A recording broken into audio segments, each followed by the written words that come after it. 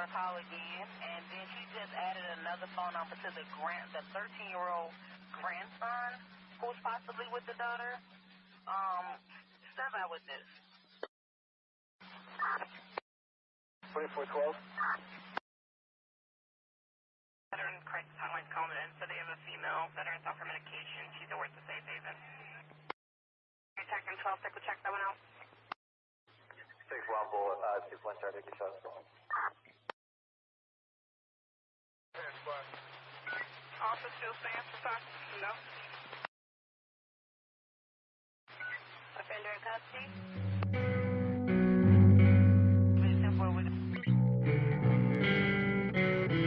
Anyone else close by this arrest, let me know.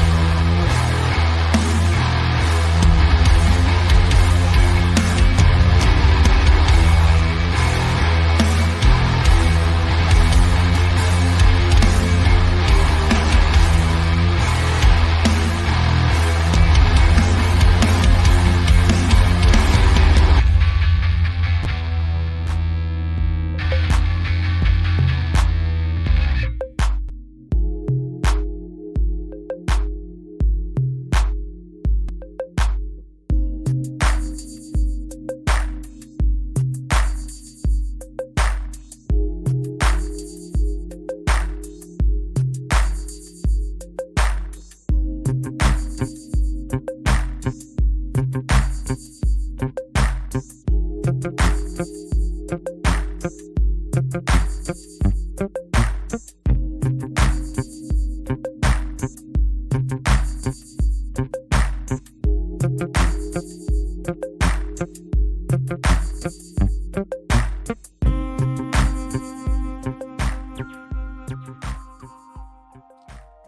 saxophone.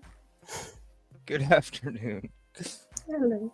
Good afternoon. What's up, everybody? Thank you for hopping in. It is toasty, toasty. So I have to wear this today. It's opposite of the hoodie.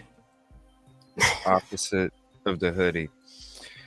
Good afternoon, everybody. I want to apologize for the short notice for a notification. We were going to do the deep dive of part 1 today. I had a conversation with Abigail and Michael today that was like 2.5 hours.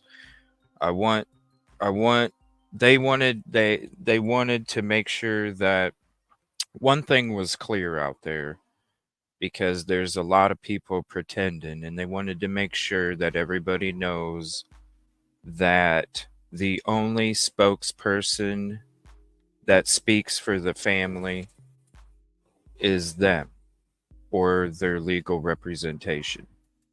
There's other people pretending to be spokespeople or claiming to work with them when it comes to what we're all doing out here, and they just want to make everybody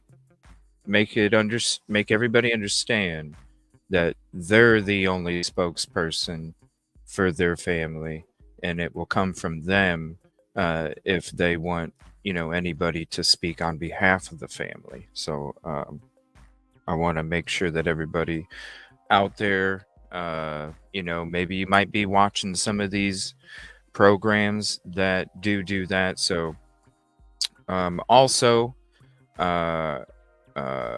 we're going to be starting the deep dive tomorrow instead. Like I said, these conversations, I even said it last night, these conversations come first, and then our schedule is their schedule, and so we're going to go ahead and start that tomorrow. One thing I wanted to mention, I'm going to be putting out a community post after the show. I'm going to be putting a community post out after the show, but what I would like to do is I would like to read it to you, so that way if somebody doesn't come across the community post here in the intro, they can hear my message as well. Okay. Like I said, I've been having a lot of conversations here the last, what is today, Tuesday? The last like 5 days I've been having a lot of conversations, and this has to deal with one of them. Okay, I told you guys a couple nights ago. I see a lot of you asking questions about a certain individual.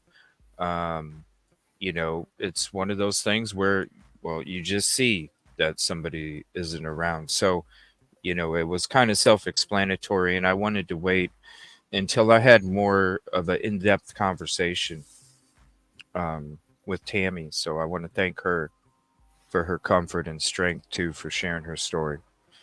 So it's in response to that. I told you guys a couple nights ago, there's a reason I'll be, putting out a community post. And so I'm going to go ahead and read it to you guys. And then after the show, there will be a community post for it. So I wanted to let you guys know, and you all know this too, because you're part of the show, you're part of the family. But this goes to any person that starts to come to the show, any person that might not even came across the show, but might have came across these other people that are influencing on social media. And so I think it's important, because there are some stuff out there that's being promoted out there that's not necessarily true.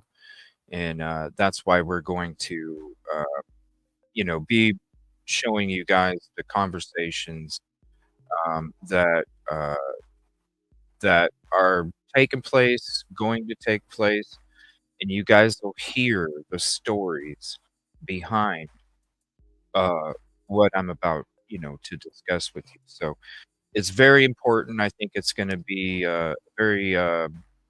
It's the stories I think can also help people out there that might be in the same situations, and this message and these stories might give them the strength to finally make that decision because it's all about the decision. It really is. It's the decision to just do it, you know?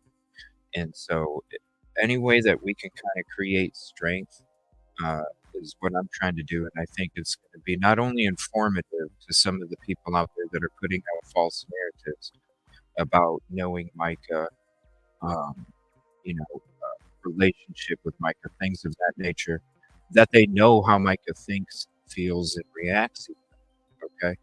Um, so I think it's going to be very informative that way, but also it might even give somebody, even that one person, it might even give that one person that story and that power that you can feel inside your soul. It might give just one person that strength and that courage to finally make that decision. And so I think it's going to be very beneficial too when it comes to everything. So during our early coverage of the Micah Miller case, we were introduced to an individual known as Tom, who presented himself as an extended family member of the late Micah Miller. Um, and as you saw from our initial reactions with Tom, we were given the impression that he had a strong relationship with Micah in his capacity as a former father-in-law through Micah Miller's first marriage with Jeremy, which was Tammy's son. Tammy is the lady that I was talking about. Based on this impression, we all we allowed Tom to participate in some of our coverage of Micah's case. And at the time of the coordination with Tom, remember we met him at the press conference. Uh, he came on for a couple shows. At the time, we strongly believed that we were acting in the best interest of Micah Miller and her family, as is our goal with every case we cover and present to our community, because that's what it's about. It's about the recycle of love. It's about taking the contribution and support from you, giving it to the community, and then hopefully that community then recycles that love to the next community, and it keeps on building and building. So we have since been approached by Tammy Lynn. I told you guys she contacted me Thursday, Friday last week. That is Micah Miller's former mother-in-law. Okay, Micah Miller was previously married to Jeremy before JP, and Tammy Lynn was previously married to Tom. In reaching out to us, Tammy Lynn sought to express notable concerns regarding both past and recent conduct by Tom, and more recently, and particularly in relation to Micah's case, Tammy Lynn has communicated that Tom appears to have inflated the relationship he had with Micah by depicting himself as a caring father figure in her life during her first marriage. Well, after lengthy phone conversation with Tammy, it's been brought to our attention that despite being previously married into the family, he really shared no significant relationship with Micah and is not considered to represent Tammy Lynn or any member of her family. Uh, Tammy Lynn even expressed to me that when she was married with Tom, in fact, her children distanced themselves from her because of the way that he was treating everybody. So when it comes to the close relationship that one is promoting, I would just do your own homework. And some of these stories that we're going to share coming up here soon are going to explain some of these situations. All you have to do is do your own homework. Now, there's other people out there in the last day or maybe two that have put out audio recordings. I'm not here to display those. I'm just here to let you know that you can go look them up. Um, Look at the background. So, furthermore, we have also been informed of Tom's extensive criminal history. I was provided a document drop of a whole bunch of audio files, documents, photos, I mean, you name it. And what I'm going to say is that it's very disturbing. Am I going to play them? I don't think. All you have to do is take it from me, okay? It's disturbing. But there are some of those files out there through other sources uh, that you would be able to search. Like I said, all you have to do is do your search. Your sleuthers out there, you know what to do. Um, we feel it's important to note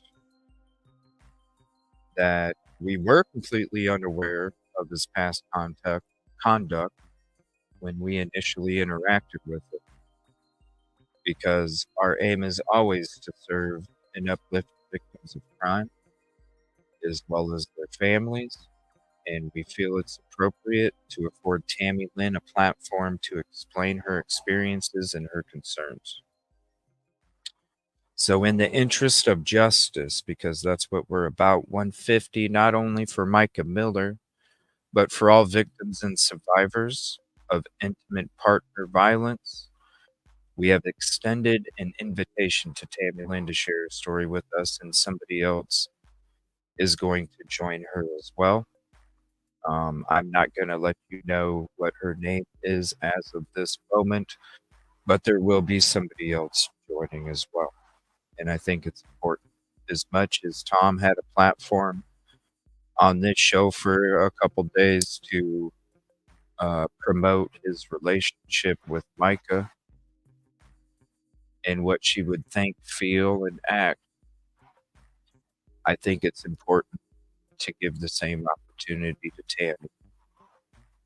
So please, it's not going to be one of those episodes where Micah's photos on it. It's not going to have Micah's name on it.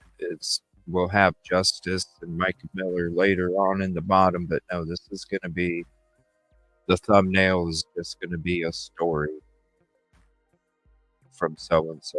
And I think that you all that do participate in these Micah Miller case episodes that we do, I think it's very important that if you were part of the show for those few days where he talked about his relationship with Micah, how close he was with Micah, how she would think, feel, and act on locations, then I think that you should hear this story as well.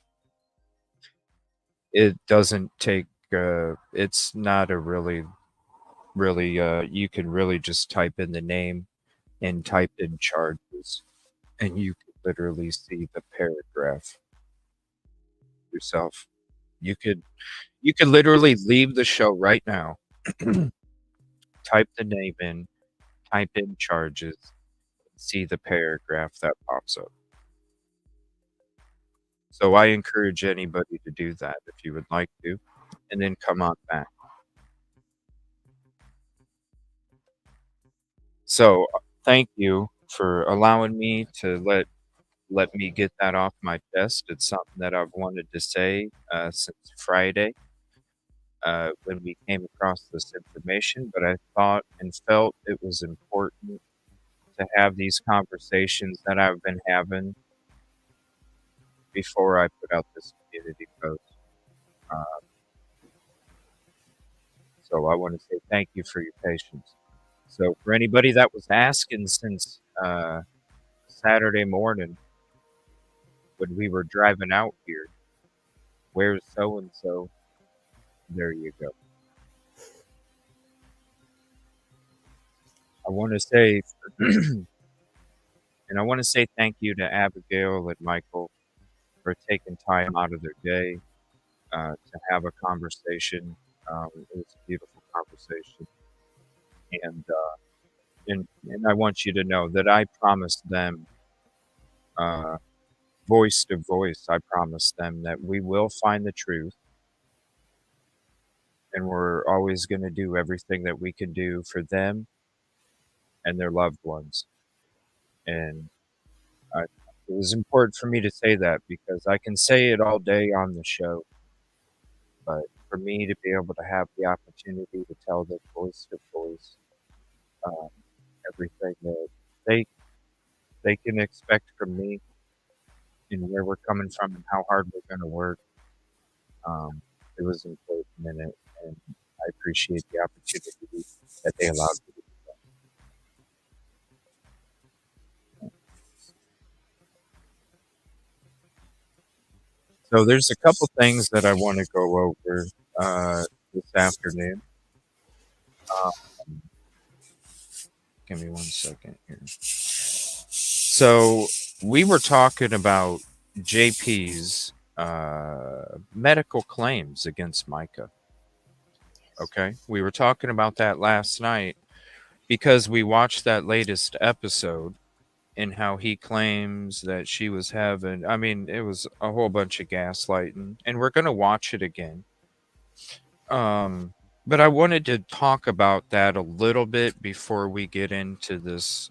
Dr. John uh, is, his reactions to the case, and I think I've been waiting to cover this episode with it because I wanted to make sure that you were with us, Rosee, because I know that you're in for forensic investigation, and this is kind of uh, up your field. And so I thought it was very important to make sure that we could discuss this together and we could make sure that we got the true crime over time with Rosee down there by the Thank you. crime concepts.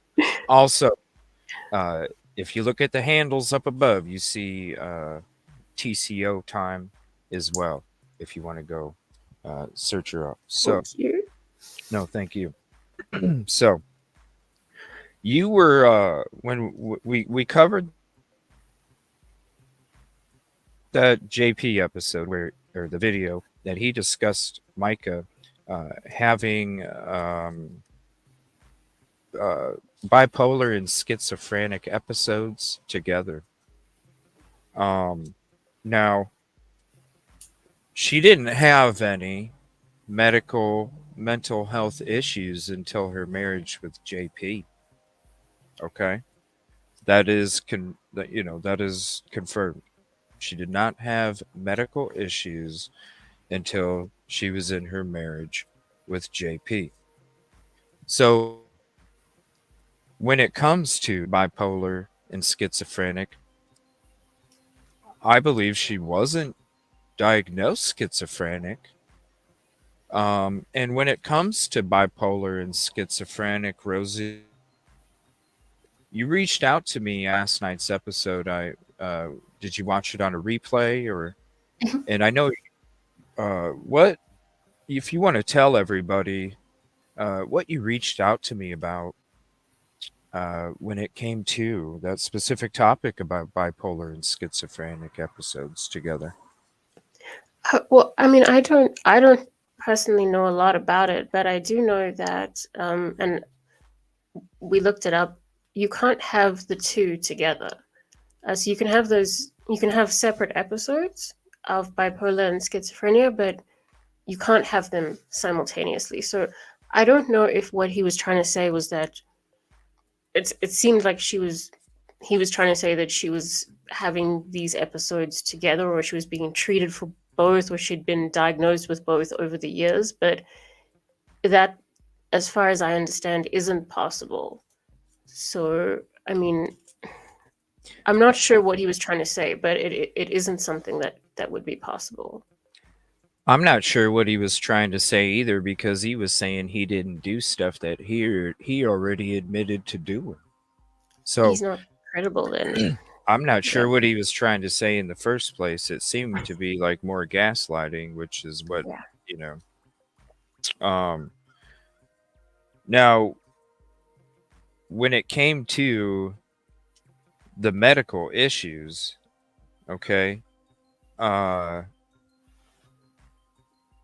the fact that he would, talk about these bipolar highs in this little video we put out, the bipolar highs and the bipolar lows, and how she would uh, be so wound up in what he said, give away $1,000, right? But really, it was quite the opposite. Like how he would say she would want to give away $1,000 and then, want to do this to herself when he would. She worked so hard in the church that she was running so many programs at the same time. It's kind of like what I'm doing, with this show. You have so many ideas and you have so many things going on at the same time, so many programs, so many, there's conversations, messages, prep, investigating, just all of these different things that I have to do at the same time.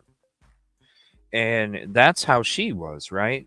She was doing all these programs for the church, coming up with ideas of different ways to help people feel important or bring more people in, or all these other things. And she would have to have periods of time where she would need to crash, right? And I totally understand that path, because like you, all of a sudden you ain't seeing me for a day and a half, because I work 150 on everything that I'm doing. I need one day out of a week and a half where I'm just by myself. I'm not on social media. I'm not, I need a day that's just a mental day, a day that I don't want to have conversations. I don't want to watch TV. I just want to sit there, and so to sit there and say that somebody's having bipolar episodes because that's how they're approaching their passion, no, that's not true. What it is, what it is we have so many things that we want to do and we want to accomplish, and there's not enough time. And so we're trying to do everything that we can to make sure that our time is our time and our effort is maximized. And we need days like that where we need to reset. We need to take a break, because if we keep running at that speed, we're going to burn out. Exactly. And so when it comes to these stories about how she would do this and do that, no, I totally understand how she worked, her passion, how she approached things, because I'm the same way. And uh, to sit there and say that that's a negative, I tell everybody all the time, my my uh my own mental health, my own anxiety used to be a struggle when I didn't know how to manage it. But now that I know how to manage it, it's actually a benefit for me, because if I didn't have this anxiety that I have in life, I wouldn't be working as hard as I'm working.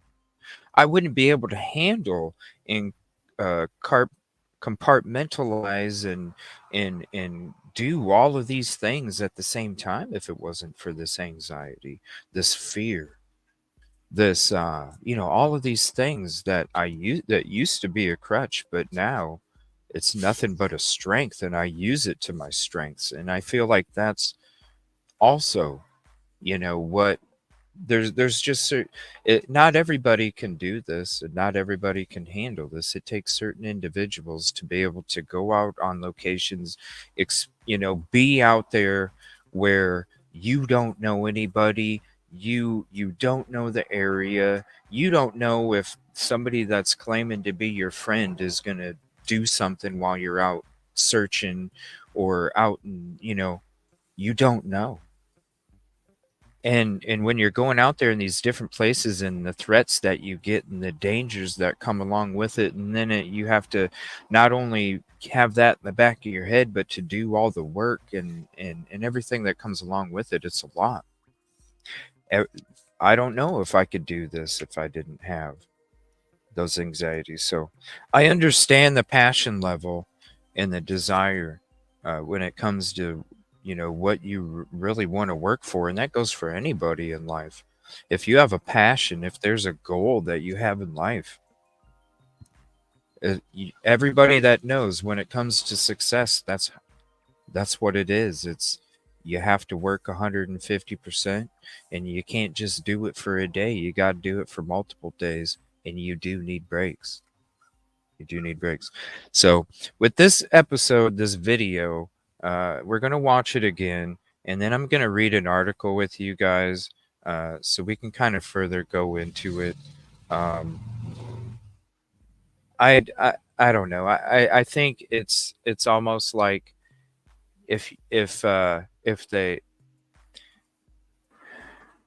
we all know the connections between the mental health facility and who has connections there, and we know their connections with the other connections that we're talking about. One of them put out the video, JP. So when you think about all that, it makes you wonder, was this done on purpose? Was this done for a reason? Think about it.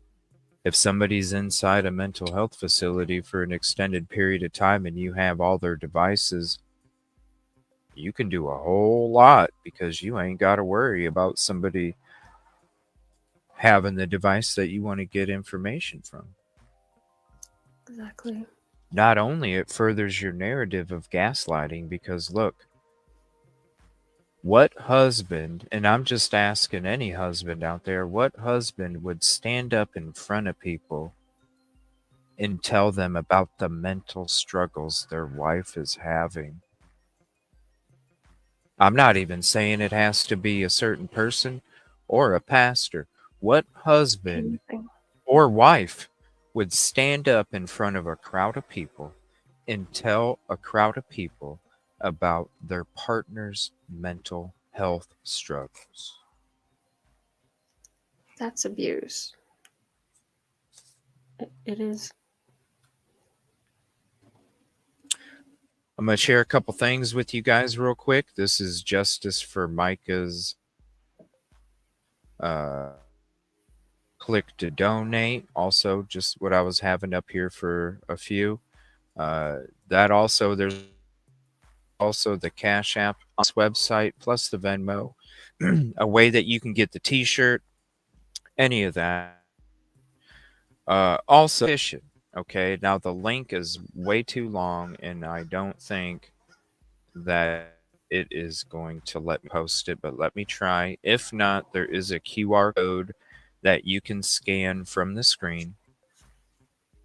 Let's see if it fits. I doubt it will. No, it won't. Okay. Let me scroll down to the QR code. I don't know why these change.org links are so freaking long. All right. And here's the QR code right here. You can share the petition or use the QR code right there. So if you want to, you can screenshot it, send it out. Unfortunately, the link is hella long and there's nothing I can cut off from it. I can try. Let me see. What else can I? Yeah, it's. Hold on.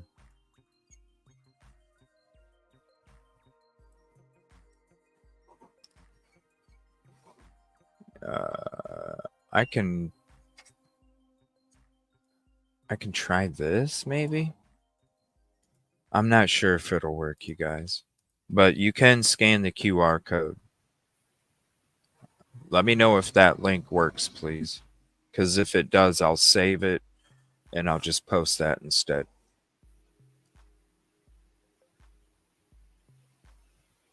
All right, so we're gonna watch that video here. We're gonna use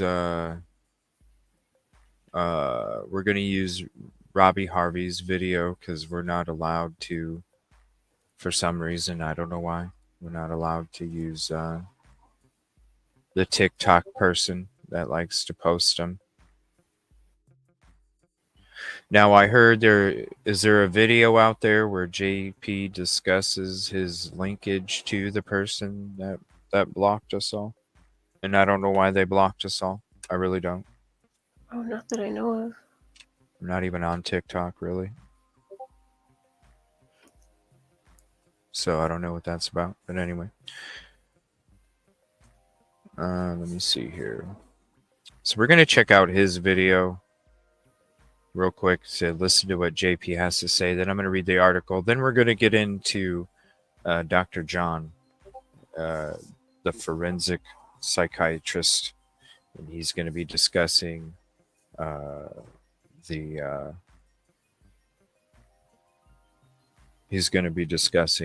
Micah Miller case. Okay, I don't know what's in mod chat. I don't know. There's a new video.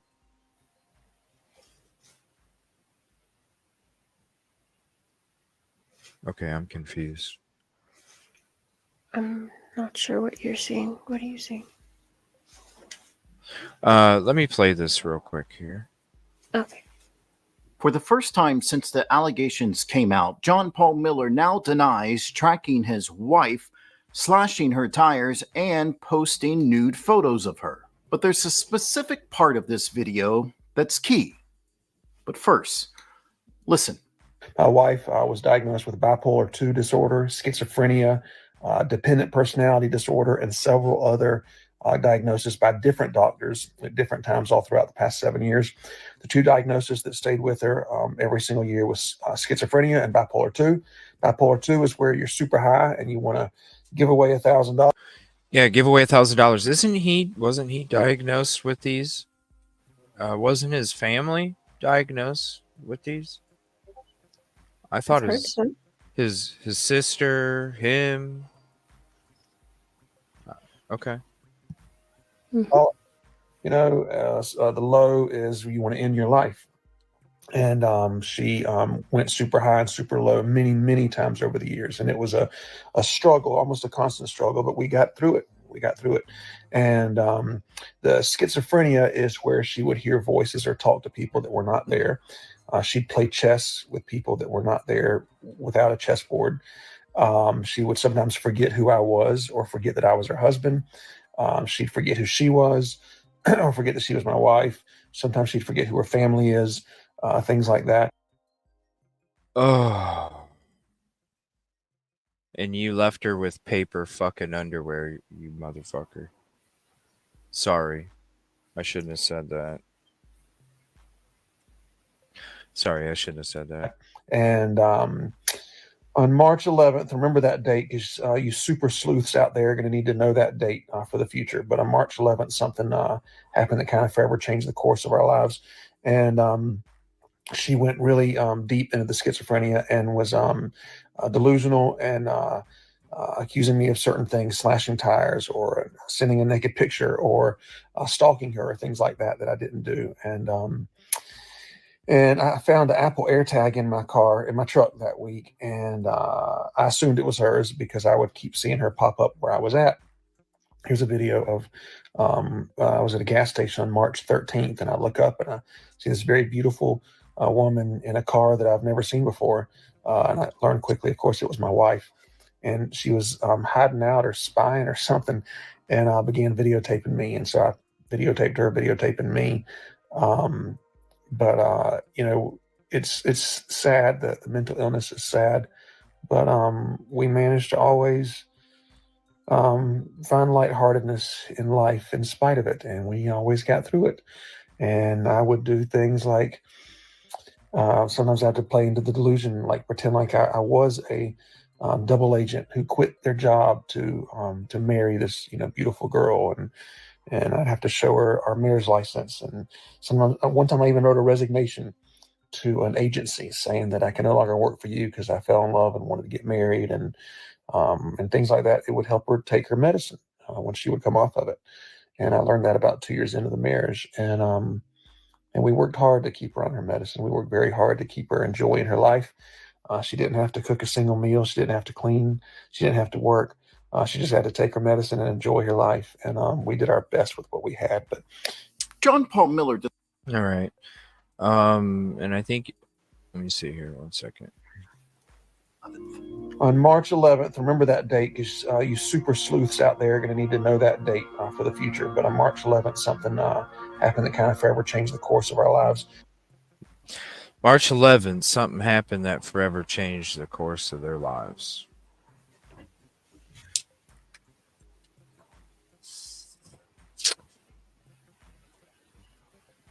So here's this link here. We're going to discuss a little bit about it. Also, I want to say thank you. All of us here at the team are blocked and can't see the newest JP videos, but I want to say thank you so much to whoever you are, because I'm not going to name your name, but they dropped me a screen recording of JP's videos. So thank you. I appreciate you out there. Thank you so much. Like I said, hey, there's a lot of people out there that are there in the background, and I appreciate it. Thank you so much. I won't name your name, but thank you for doing that. Yeah. I appreciate it. All right, so we'll get into that after this. Cool. So it was a Q&A, I guess.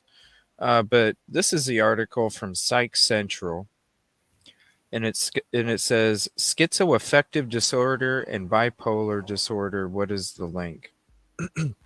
Can you have bipolar disorder and schizoaffective disorder? Symptoms of schizoaffective disorder, bipolar type, symptoms of bipolar disorder, main differences in recap. Now, this is a quite lengthy article. Okay. Now, let's click on that. And can you have both bipolar disorder and schizoaffective disorder? No. No. No. No. I don't even No. have to say anymore, people. No. No. It's don't even have to say no more. And that It says no, yeah. it says no. But you can have schizoaffective disorder, bipolar type. Okay. So when it comes to these stories, and I'll flip back over to this. When it comes to these stories, even the stories about how I never tracked you, you were following me. I videotaped you because you were following me. I did this because you were doing this. Pretty much turning everything around. Isn't that what gaslighting is? I mean, there's a ton of it here. Yeah, and I think also in terms of her forgetting his name or her name or that they were married, I feel like he might just be trying to get ahead of that video that we saw of her saying, you know, she doesn't really know who's who and what's what because she doesn't know her husband's name. Right. I think he's damage controlling that video. Mm-hmm. That's a good point, Rosee, because I never thought about that. Yeah, and he does it with a lot of. I mean, if you watch him, you might find things he's responding to quietly, and I think that's one of them. That's a very interesting point, because yes, that was released about that voicemail about her saying, because we were all like, wait, what do you mean? It almost seemed like. Because she said the first lady of Solid Rock, but she wasn't going to Solid Rock anymore, so it almost seemed like an old voicemail too. So, what did he promise her that she was going to come back? I mean, I don't understand. We know that she just returned from the trip to Kenya, right before that. Because it seemed like her roles were getting diminished, because just like some of these other people that you'll hear from, their roles were getting diminished to where it was almost like you didn't do what we wanted you to do, so we're going to punish you and take your duties away from you, so then you feel less than, and then it makes you want to go to another church because you just don't even feel like you are worth anything when you're there. So yeah, it's when you hear the same pattern and the same stories from the people that went there and that don't go there anymore. A lot of the conversations that I was having at the protest Sunday as well, is you hear these stories of uh, they make you feel uncomfortable, so they're not the ones that tell you you have Right. to go. You're the one that says, "Okay, I've had enough. It's time for me to go." Yeah. And you think it's your idea. You have somebody that uses sermons to out your own flaws in front of the whole crowd. Again, what husband or wife stands up in front of a crowd of people and discusses their partner's mental health struggles to a whole bunch of people? It's the same thing. So, all right, I want to say thank you to Anonymous. I'm just gonna say an anonymous angel out there. Thank you. I didn't even know mentioning that we got blocked would somebody just whoop right there, screen record. Handy. Well, thank you. Well, thank you. All right, so here it is. I don't know. I haven't even looked at it yet. We're going to answer a question from Miss Kelly, C19. That is C19. And she asked how me and True Crime Ree got connected. And so this is an unusual story. I've had people call from all over the world, Australia, England, California, Antarctica. That was a lie. Nobody's called from Antarctica. Nobody cares about me at all in Antarctica. Anyway, and so all these other people are calling, and they're all asking me like information and just not very nice, and their motives. They want me to go on their shows and their TV shows and all these kind of things. And True Crime recalled me, and she had no ulterior motives whatsoever. Is he talking about? Who's he talking about? Because I've been trying to get him to call me for weeks. I just want to talk. And I don't have any ulterior motives. I don't know. I don't have any. Is this why he blocked me? He blocked us. He blocked the whole team, not just me. Listen, I've been blocked. Okay, I'm not. It's not the first time I've been blocked. It is what it is. It's a peanut butter sandwich. All right. But when the whole team gets blocked,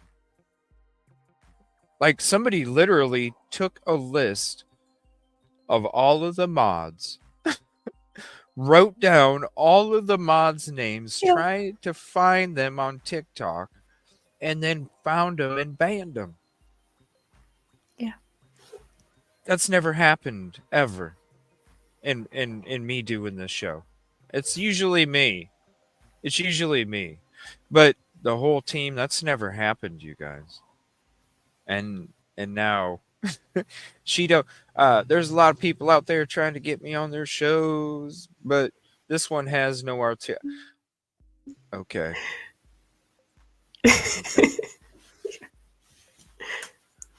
What did I do wrong?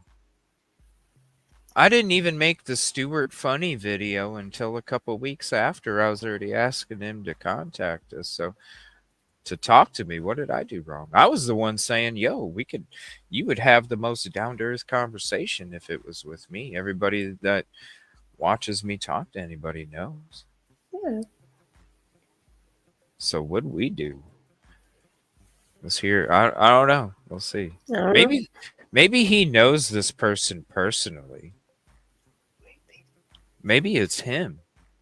Maybe it's him.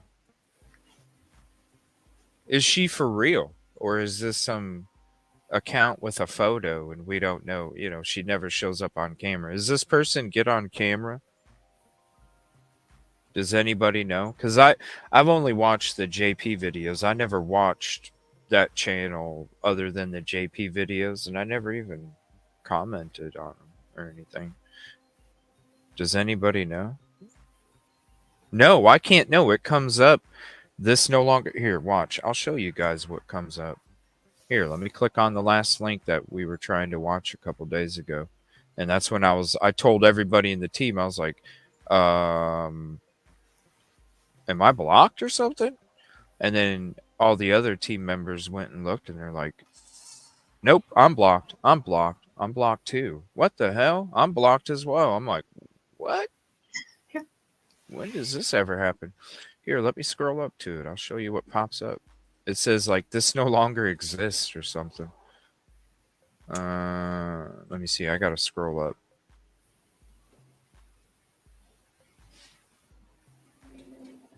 We chat a lot in here, so it'll take a minute. Hold on.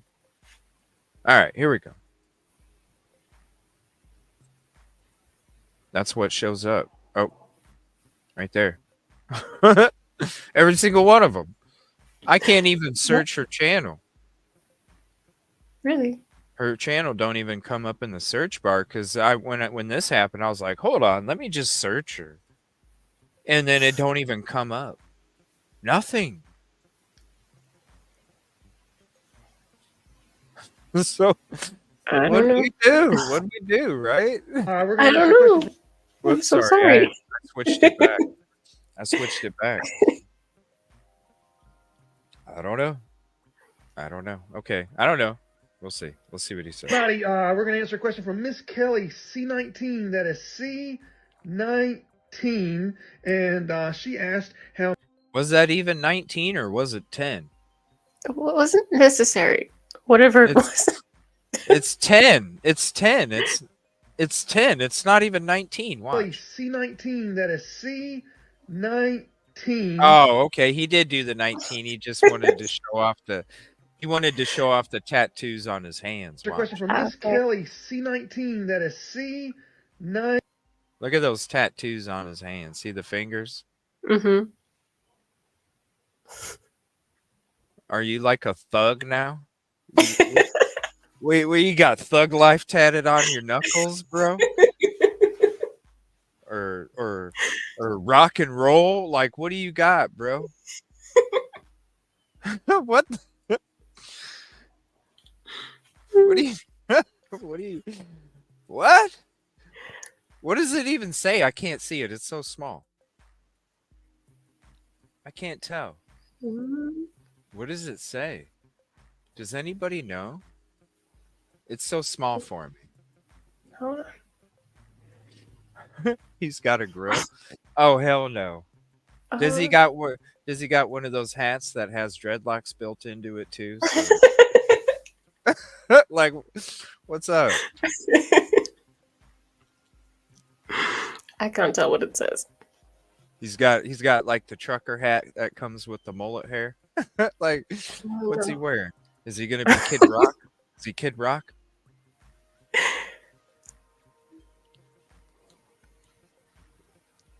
You got Kid Rock, American Badass, and you got JP, Jesus is badass, right? Mm-hmm. Okay. Kid Rock here. 19, and she asked, why is he still wearing his wedding ring anyway? Yeah, I saw that too. Yeah, I don't understand. How? Because he's got a girlfriend, and he's had a girlfriend for a while, and she's still around. She's still around, so I don't know. I don't get it. I am signed in. Trust me. Don't you see my messages in my inbox? Hold on. You don't see my messages in my inbox? Here. Look. I am signed in. You see the picture in the top right? You see the Explorer, you see the messages, the inbox, notifications, all that stuff. I am signed in. You got to be signed in for the video to pop up. No shit, Sherlock. Me and True Crime Re got connected. And so this unusual story, I've had people call from all over the world, Australia, England, California, Antarctica. That was a lie. Nobody's called from Antarctica. Nobody cares about me at all in Antarctica. Anyway, and so all these other people are calling, and they're all asking me like information and just not very nice, and their motives. They want me to go on their shows and their TV shows and all these kind of things. And True Crime Re called me, and she had no ulterior motives whatsoever. Whoa. She just was asking how I was doing. She called him. So she had his, hold on. She had his number before? They're calling, and they're all asking me like information and just not very nice. And they're England, California, Antarctica. That was a lie. Right here, South Carolina, bro. I'm right here. Nobody's called from Antarctica. Nobody cares about me at all in Antarctica. Anyway. Somebody does right here down the street, bro. You don't even have to worry about a different time zone. We're right here.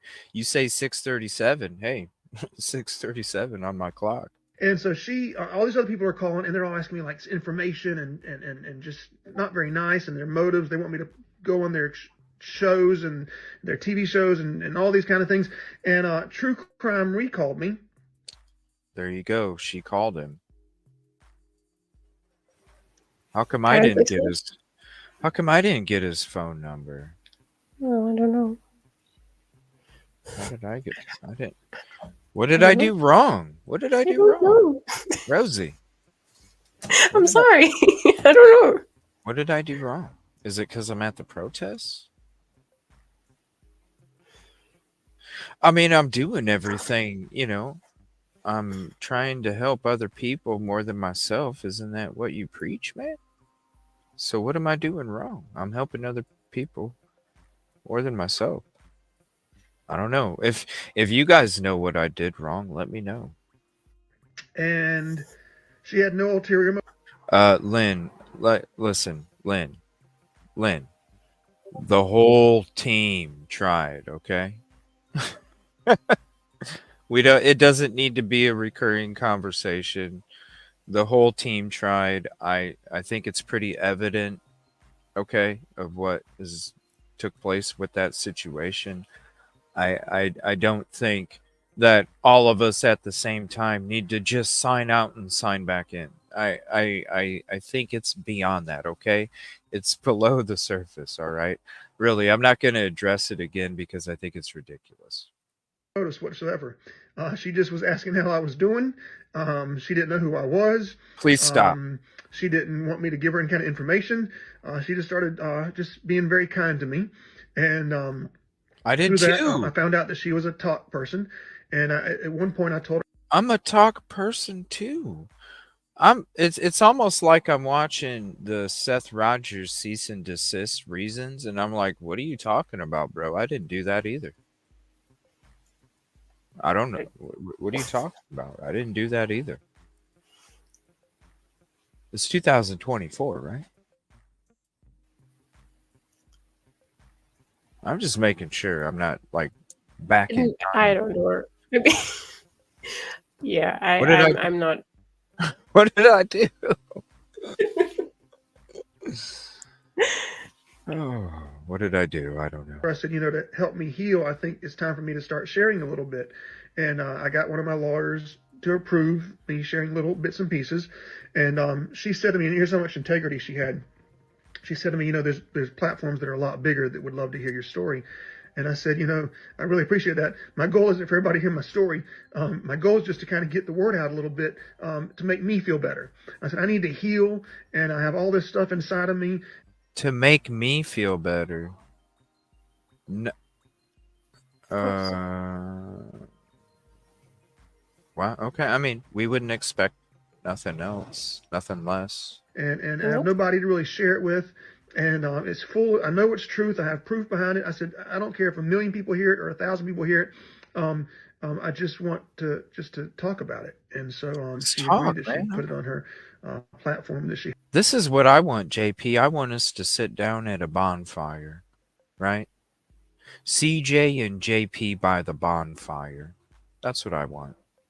I want to have a relaxing setting, the crackle of the flames from the fire, the atmosphere of the starry night, the relaxing atmosphere that it creates, because I listen, like, it would be great to have a sit down conversation by a bonfire where it's relaxing, it's peaceful. um it's about everything that should be talked about. Yeah. Like, if you want your story out there, don't put it out there in little minute and a half clips, man. If you want people to know you, they're not going to know you from the minute and a half clips.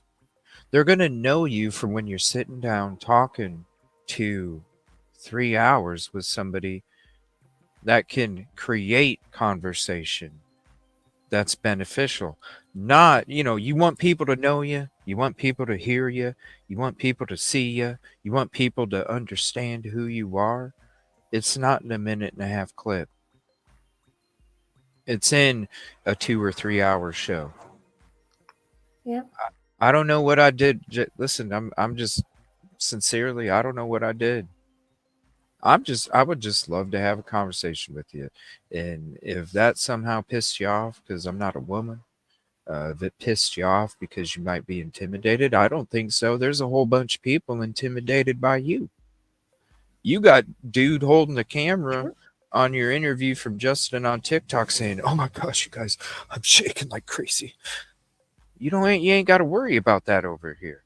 It's nothing but a mutual, peaceful. You can go back to any of my shows that I've done. There's plenty of tape. You can see who I am, what I'm about, how I am. Like, this minute and a half stuff with this true crime it ain't gonna happen, man. If you want people to know you, if you want people to hear you, you want people to understand, you want people to get to know you, because you don't think somebody can get to know you from 2 or 3 hours. They can get to know you. If you want to do it the right way and you truly are about that, I'm reaching out to you, man. 330-510-1110. If I don't answer, because I don't answer numbers I don't know, shoot me a text. Shoot me a text. Leave me a voicemail so I know it's your voice. And I'll definitely take it seriously. But come on, man. Come, you want people. I'm right here too. You don't have to worry about somebody across the country. You ain't got to worry about somebody having to drive, dude. We could literally, it'd take me 5 minutes, 10 minutes to get to your house. Or we could meet anywhere. Hell, we could meet at the Market Common Park. And I can set up a table and I can put out a couple chairs and we can sit down and we can have a great conversation as the sun's setting in the background. It's that easy. You want people to know who, what, and your story? You got to do it the right way, man. And that's all. So I do apologize if there's anything that I did to piss your lady off, or your friend lady, or you, or whatever. We apologize. We didn't mean anything by it. We're just trying to give 150 to everybody. Of course. Yeah. Yeah. I don't know.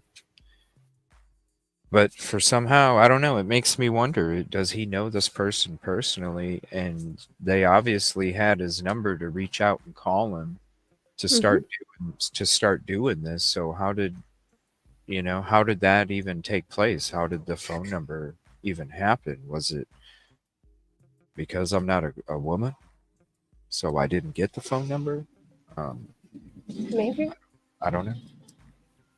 I hope. I mean, he may never reach out, but who knows? Like I said, anybody can sit here and hear the conversations, with anybody, and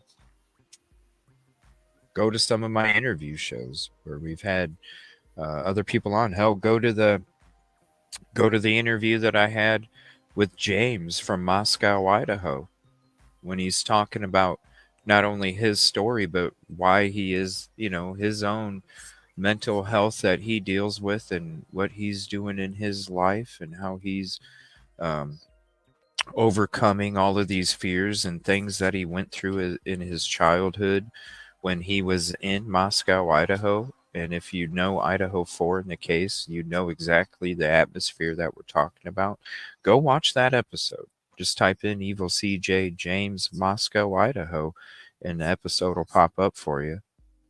And you can see, JP, you can see how it is when we sit down and we talk. Check it out. It's a perfect example. All right, I'm going to play the rest of this video here, and we'll discuss it a little bit No, more. it's full. I know it's truth. I have proof behind it. I said, I don't care if 1 million people hear it or 1,000 people hear it. I just want to talk about it. And so she agreed that she'd put it on her platform that she has. If I send her the videos, and so that's kind of what we've been doing.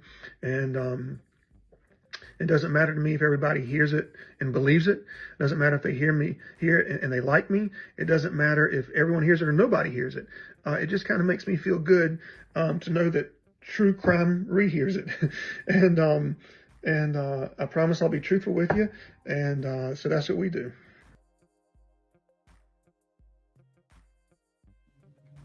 So there's that.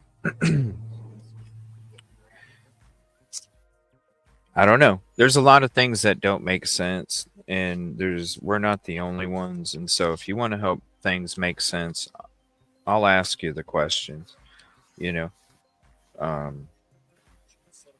can help it make sense, because it don't make sense to us. Any of these stories, any of these excuses, any of these reasons, you even contradict yourself when you admit to doing certain things and then you deny them.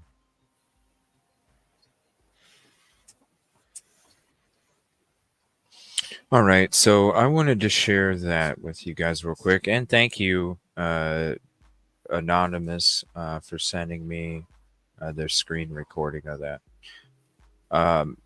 Now, is there anything you kind of want to discuss further, Rosee? Because I figured we're already an hour and 10 into the show.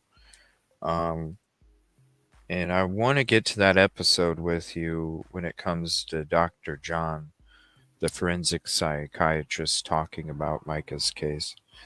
I want to say thank you, too, also, and shout out to your mom for watching the show, and also mentioning the bipolar schizophrenic link when it comes to what he was saying. So I'm not a medical professional, but I'm gonna share the article with you again. And here's the link, and it says right there, no. No, yeah. So here's that for you. And then I'll show you the screen real quick. All you have to do is literally go to the top of the article and see where it says, can you have bipolar disorder and schizoaffective disorder? Just click on it and it takes you right to it. It also has other links that can take you to different parts. Recap, main differences, it's a lengthy article, but really it says right here, one word, no. So what can you believe? Help us make sense, JP, because it don't make sense. All right, let me see. Let's get to this. So here is Hidden True Crime. Let's see.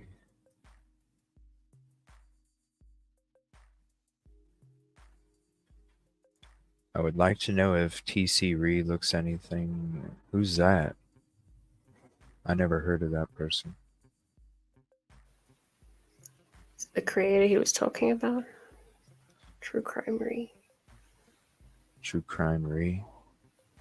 I'm not even sure. Are they on TikTok or YouTube? TikTok. Yeah, I'm not really on TikTok that much. There's so much. I mean, it's crazy. Like the first video I posted, I don't know how many messages there were. Inbox.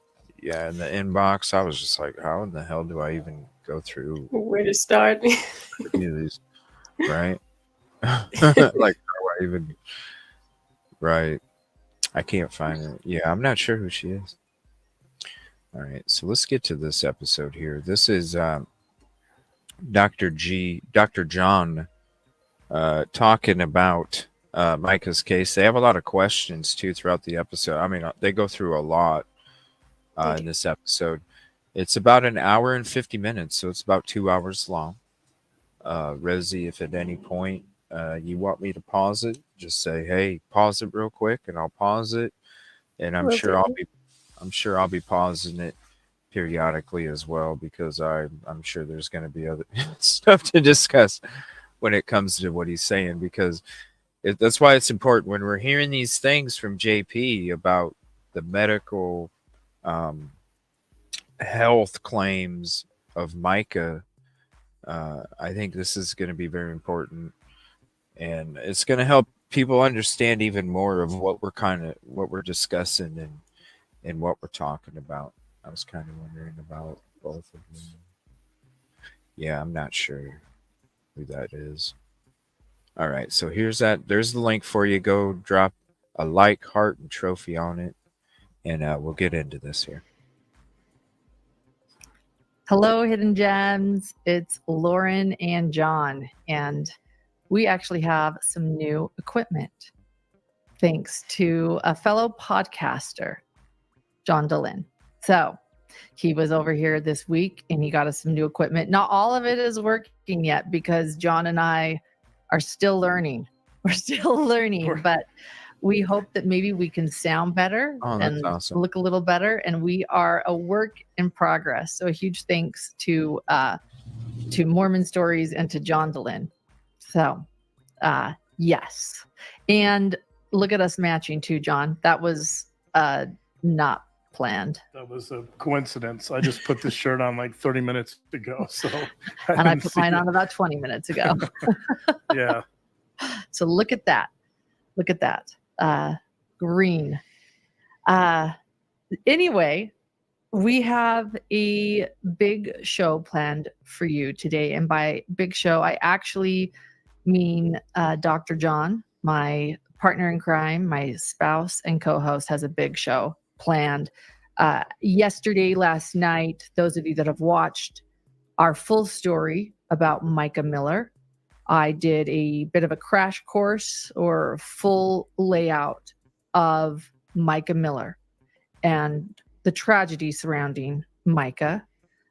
Police at this time say that Micah took her life. All right, and we're going to go through that on the next episode. That's not part of the deep dive. The deep dive is going to be completely separate from other episodes that we do. So we're going to have deep dive episodes. We're also going to have case episodes, and we'll be checking that out on the next case episode, which will probably be tomorrow night.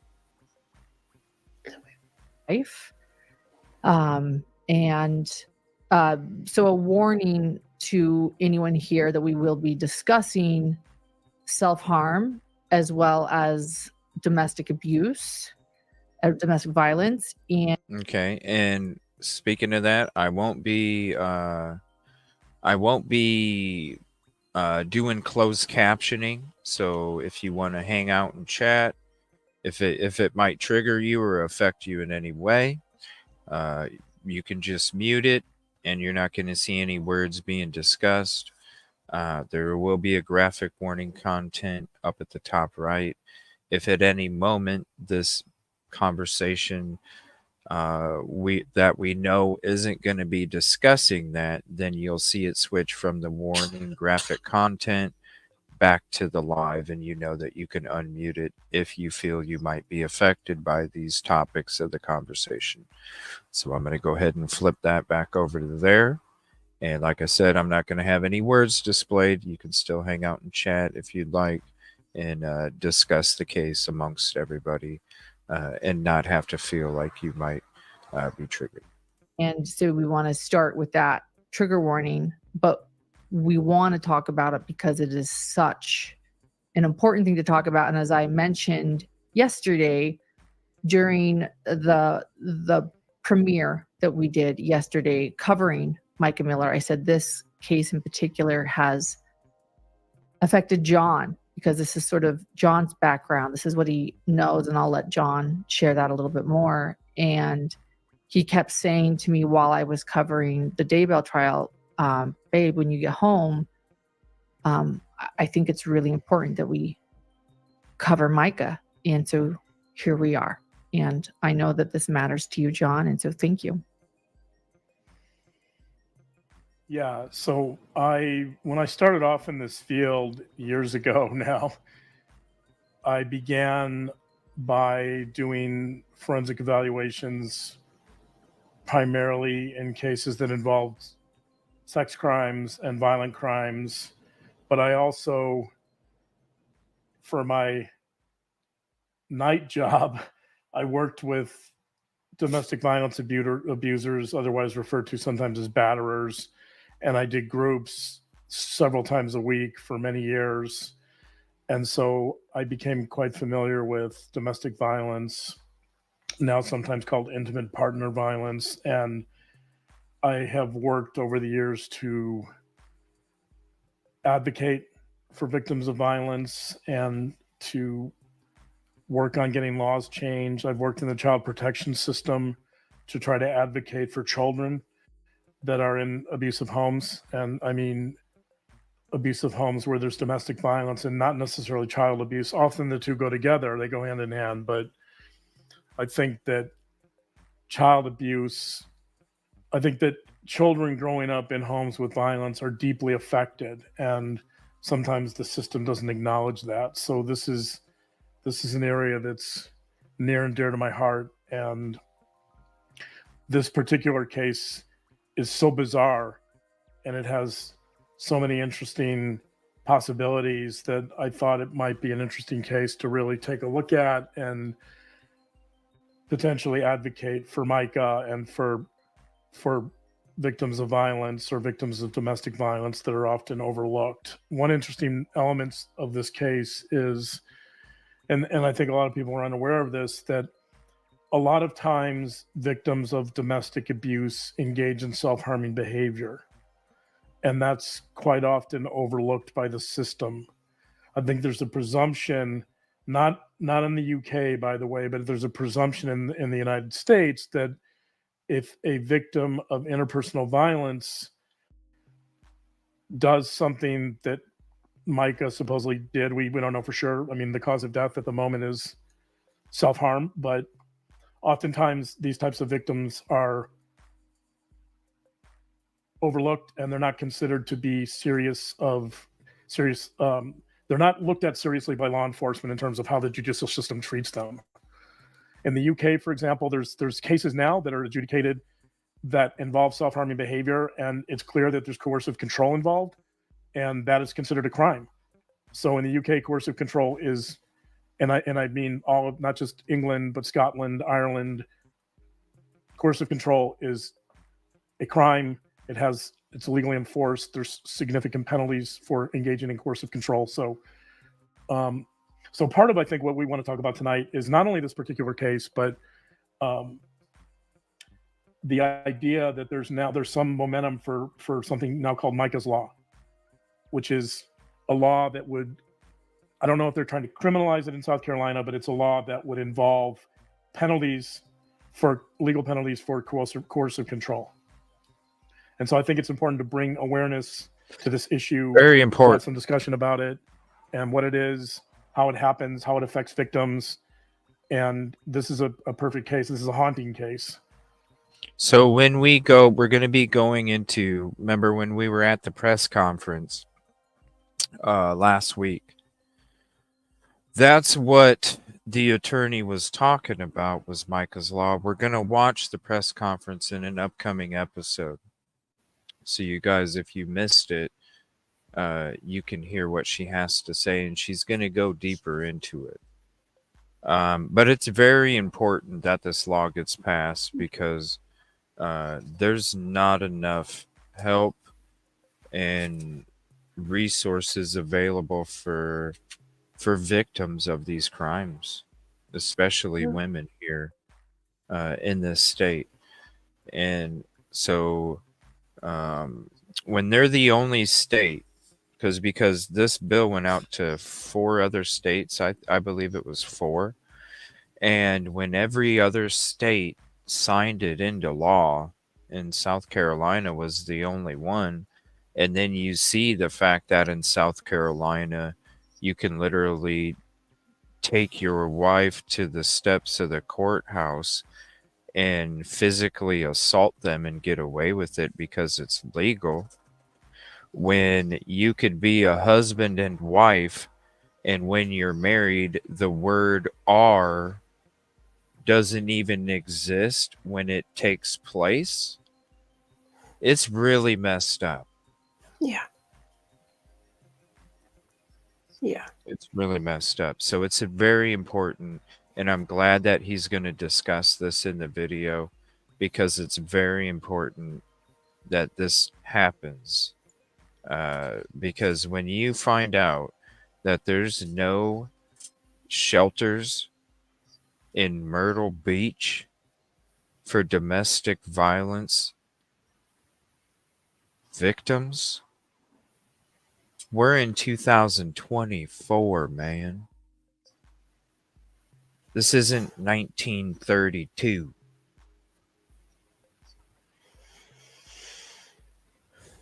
We're supposed to progress. So this needs to pass. I'm glad he's talking about it. Yeah. In terms of how coercive control works and how it led, I believe, to a tragic outcome. Yes. And again, we covered Micah's story in detail last night on our channel, and we are going to be sharing some of that story. But for those that didn't watch it and are here tonight, first off, we recommend everybody watching it to get up to date. But Micah Miller passed away or died April 27th, and police have deemed it self-harm.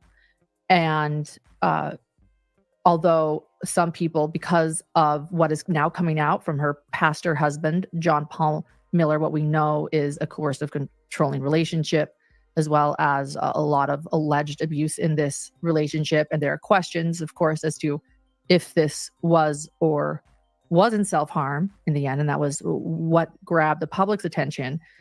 I think that, John will go over that a bit, but we're going to listen to police at this time. There's a possible FBI investigation into this case. So, just wanted everyone to kind of know the basics, just in case someone's joining without watching last night. So why don't we start with a clip? Okay. And this is from your video last night. The time code is roughly 6:09-ish, give or take, say 6 minutes. And to set the stage here, this is John Paul Miller. His acronym is JP. People call him JP. He's making an announcement in front of his congregation of Micah's death for the first time. So this is an interesting moment. I think this is a moment that will introduce this idea of coercive control. So if you could go ahead and play that. Okay. Well, I'm going to make an announcement. And after the announcement, I'm going to ask that you leave church quietly and don't talk about the announcement here in the building, please, if you can, so y'all can stand to your feet. Before I make the announcement, I also want to say that my request to you is that you will continue to come to church and serve and give for the next little bit. I don't want to have. I'm taking a little bit of a break, and I don't want to have to worry about the church. My break may be a few days, a few weeks. I don't know. I got a call late last night. My wife has passed away, and it was self-induced, and it was up in North Carolina. And we're gonna have a funeral for her next Sunday here at 3 p.m. And so it's all I can. Yeah, I'm just kind of going on adrenaline right now. So y'all pray for me and my kids and everybody. And she wasn't. Y'all knew that she wasn't well mentally, and that she needed her medicine that was hard to get to her. John Paul's announcement of Micah's death created quite the stir and left many true crime creators and sleuths wondering if. Okay, and there's Micah. So let's talk about this announcement. What an interesting way to announce the death of your spouse. He says, and I'm going to quote him here, he says, quote, "Leave church quietly and don't talk about the announcement." In other words, don't talk about her death. And he says later, "I hope you continue to come to church and to serve and to give." So that's interesting. So he's worried about that. He's essentially saying, I want to shut down all communication around my wife's death. I don't want you to talk about it. I don't want gossip. I don't want any talk of her death, right? So this is a good introduction to coercive control, because essentially what he's doing here is coercive control. What he's telling the congregation is, I'm commanding you not to talk about this. Let's act as if nothing happened. I don't want any gossip here. And I want you to continue to come to church. And don't forget to give. Don't forget to give money. In spite of the fact that my wife just died, make sure you give. He's got to throw that in. He's got to throw the financial piece in, which is interesting. So here you have, in the very announcement of her death to his congregation, here you have coercive control playing itself out right in front of our eyes. What a strange place to do it. So what is coercive control? I'm going to define it broadly speaking. Coercive control is a pattern of behavior with the intent to exert power and control over another person, often through intimidation, manipulation, and violence. So I think the important element in coercive control is that it's a pattern of behavior. That the legal system is set up, for the most part in the United States, to look at one-off incidents or incidents of violence and not patterns of behavior. So I think, in a way, that makes it more difficult for the legal system to assess these types of situations, because the legal system is looking for traumatic events, often single incidents, and they're not really interested in, they can be, but they're not necessarily as interested in patterns of behavior. And so coercive control is this pattern. It's this pattern of power, exerting power and control. And here you have it in this announcement to his congregation. He's essentially saying, he's trying to control the dialogue, right? He's saying, leave quietly and don't talk about this. Yeah. And so, and not only that, I mean, if that's not bad enough, by the way, first of all, I want to think about a normal way. So if you're announcing the death of your spouse, it seems to me this is a very peculiar way to do it. The first thing I'm going to say if I lose a spouse is how sad I am and how aggrieved I am, right? And I'm going to talk about, I might celebrate her, meaning you, but don't die on me. For me, this is going to be, when you make an announcement, I think this is a peculiar way to do it.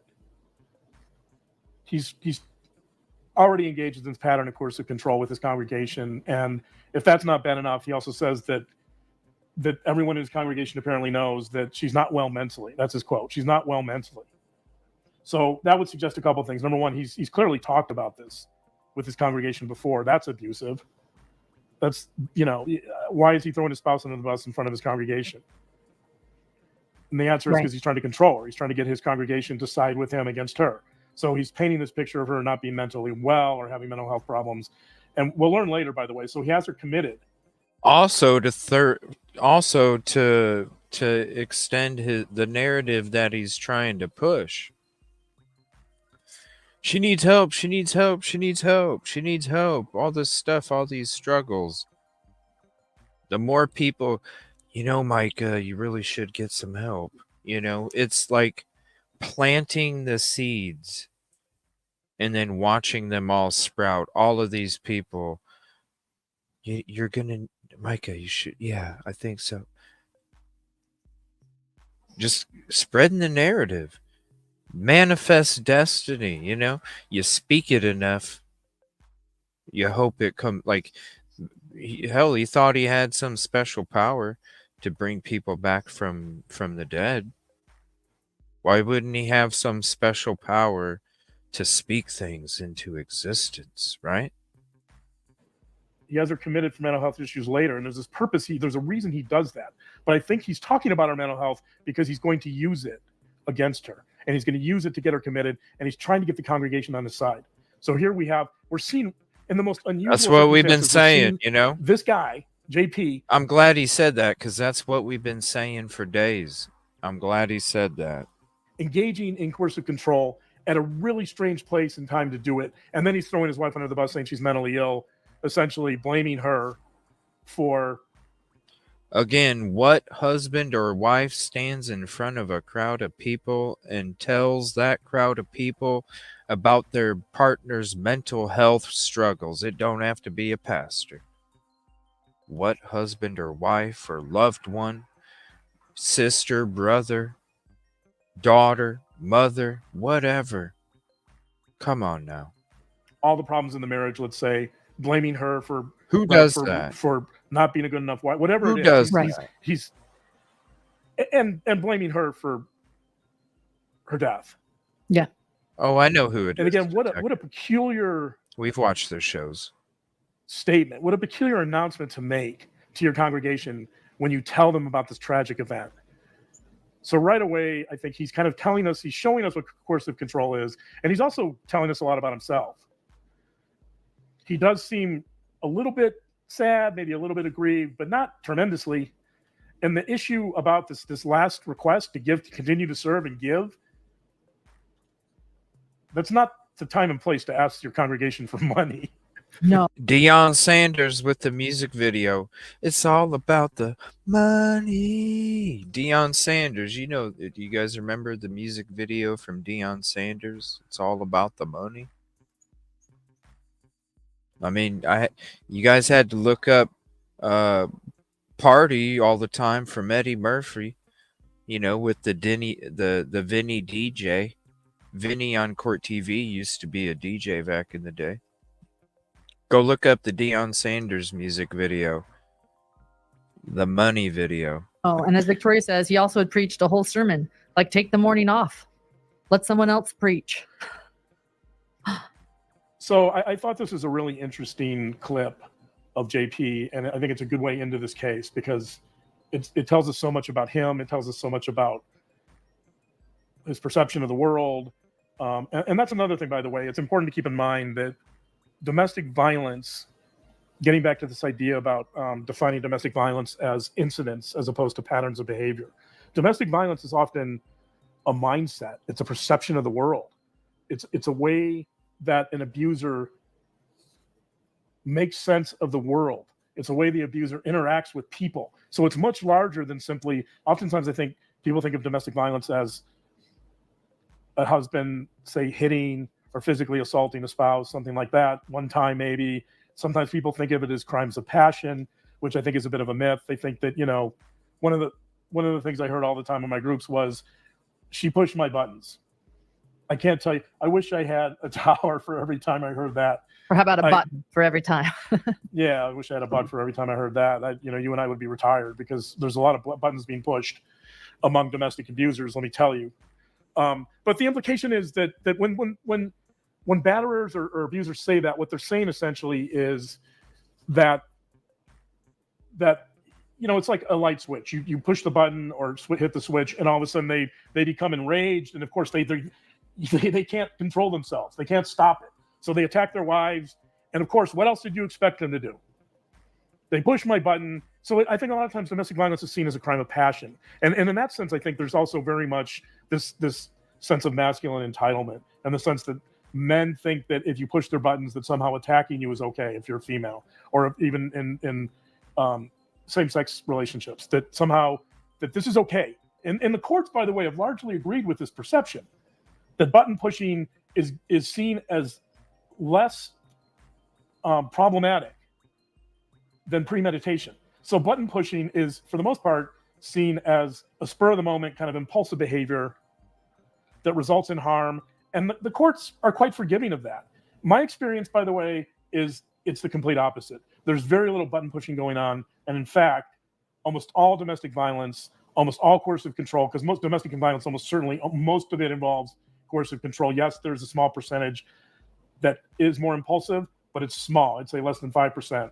And so it's important to recognize that almost all of these crimes are premeditated and planned.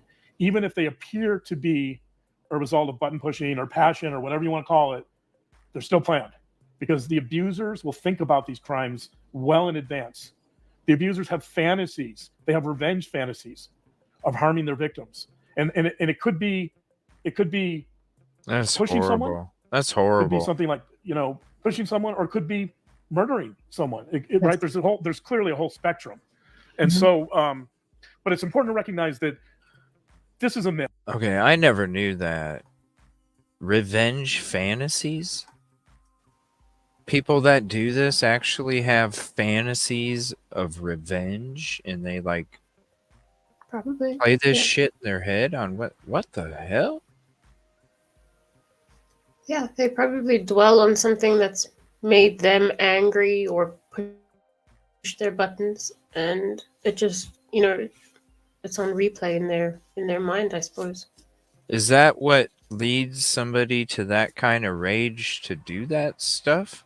They replay it in their head so much that what the hell? Could be See, I part of don't it, do yeah. this, so I didn't know. I had no idea that they've actually like. See, I thought it was just like a reaction kind of thing or something, and they had anger control issues or whatever, and then issues when it comes to like, you know, being a productive human. Um, I didn't understand that there's actually fantasies involved with this shit. That's nuts. Yeah, I mean, he's saying that, from what I understand, he's saying that it's actually more the case that there is some kind of premeditation. I think that's what he's sort of fantasies of revenge is. They've thought about it, I guess. I don't know. Wow. This is crazy. Yeah, this whole Disturbing, crime yeah. of passion approach to domestic violence is a myth, and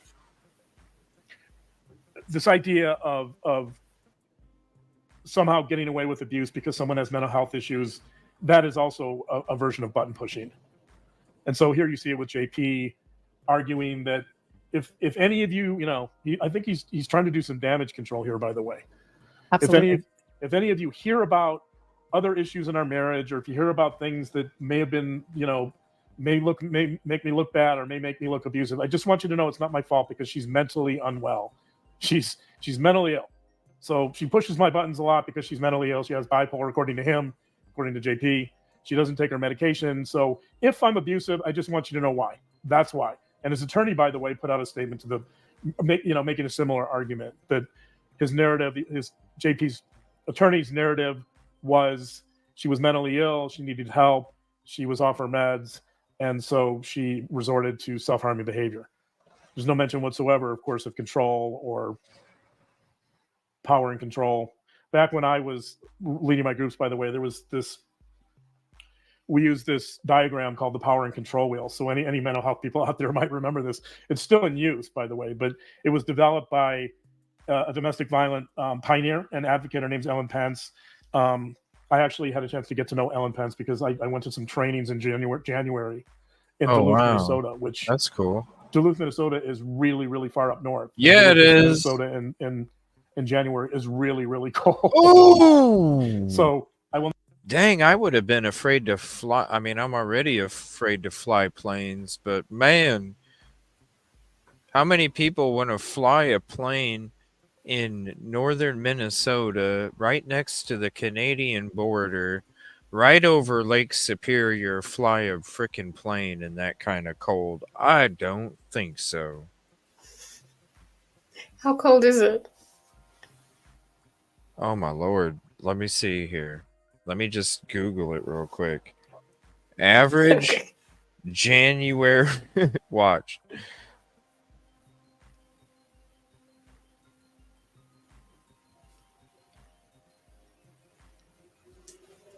Average January temperature in Duluth, Minnesota.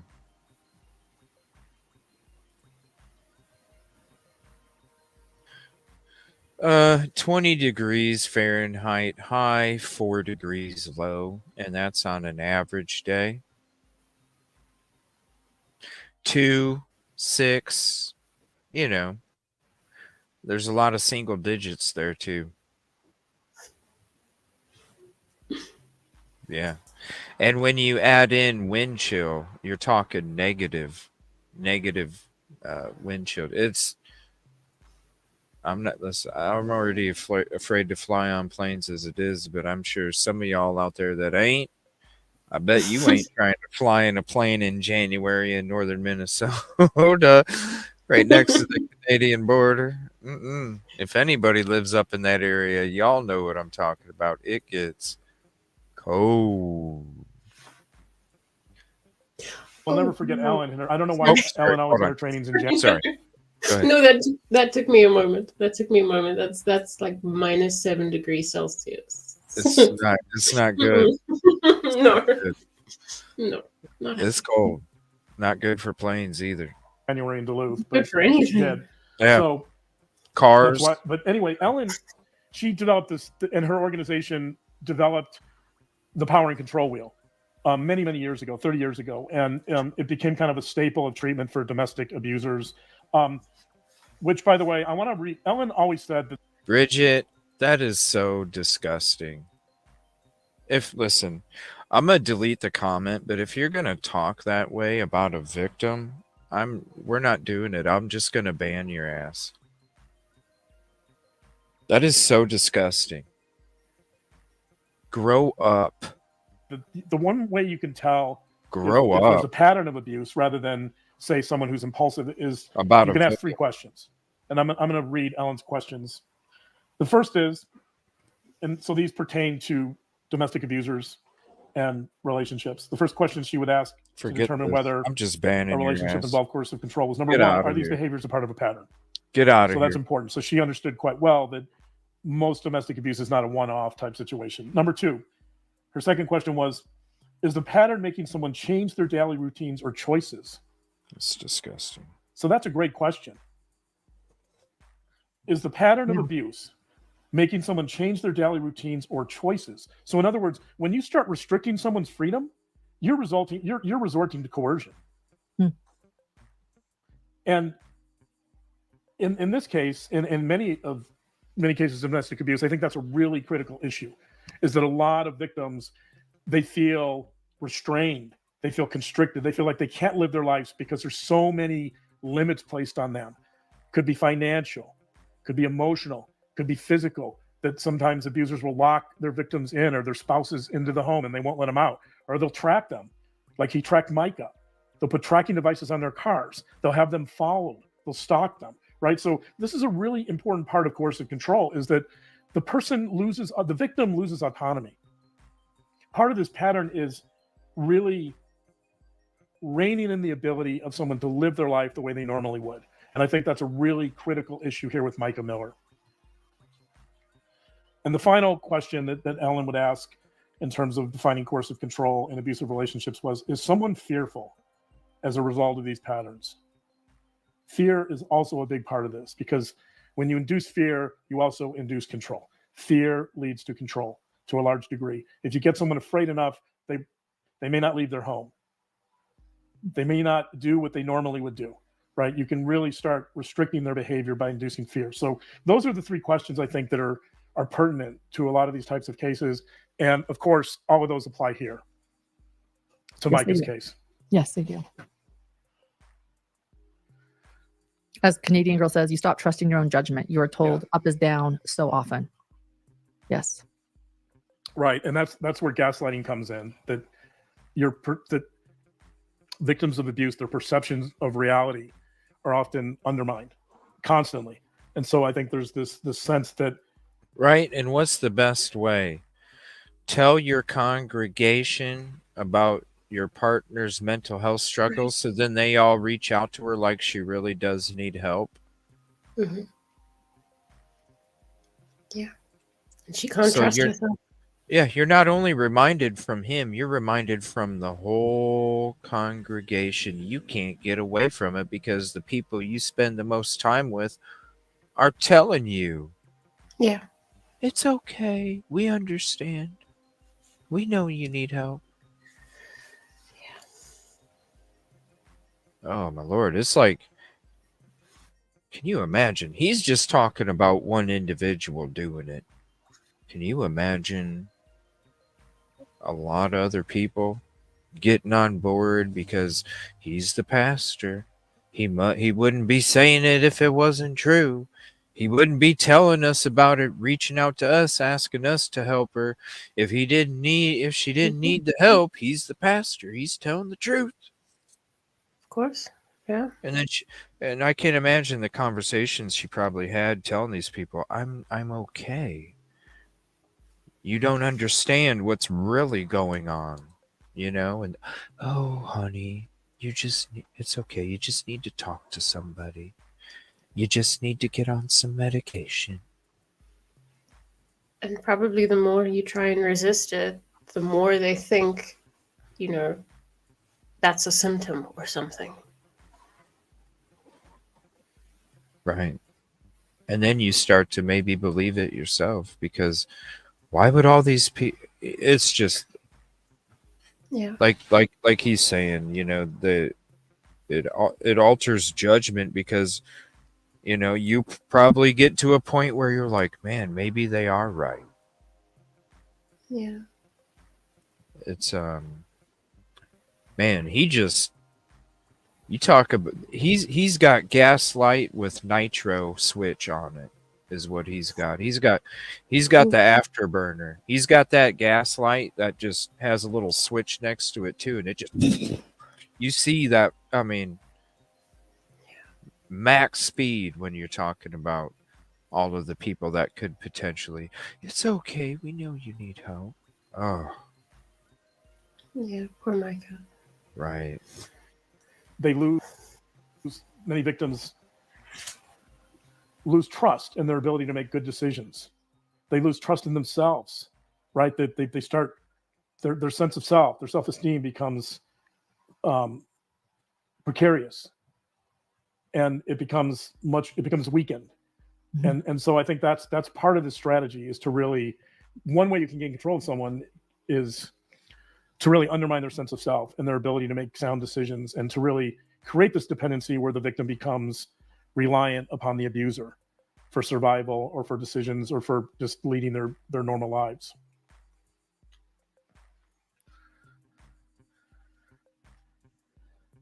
So now that I've defined that, I want to, let's get into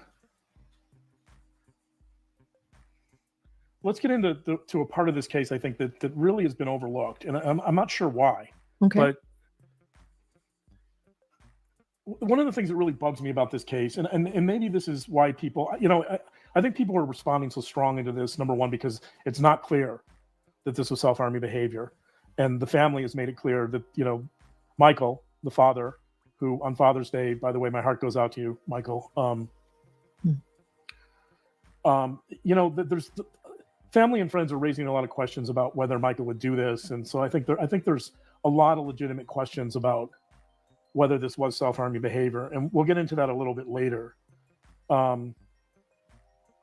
But I think that what's really interesting here is, if you look at some of these behaviors from JP, and you look at his history a little bit, and you look at what Allison Williams has said, that's his first wife. The ex-wife of JP, yes. Right, ex-wife, first wife of JP. When you look at what some of these people are saying in affidavits under oath, by the way, or Sierra, the sister, Sierra Francis,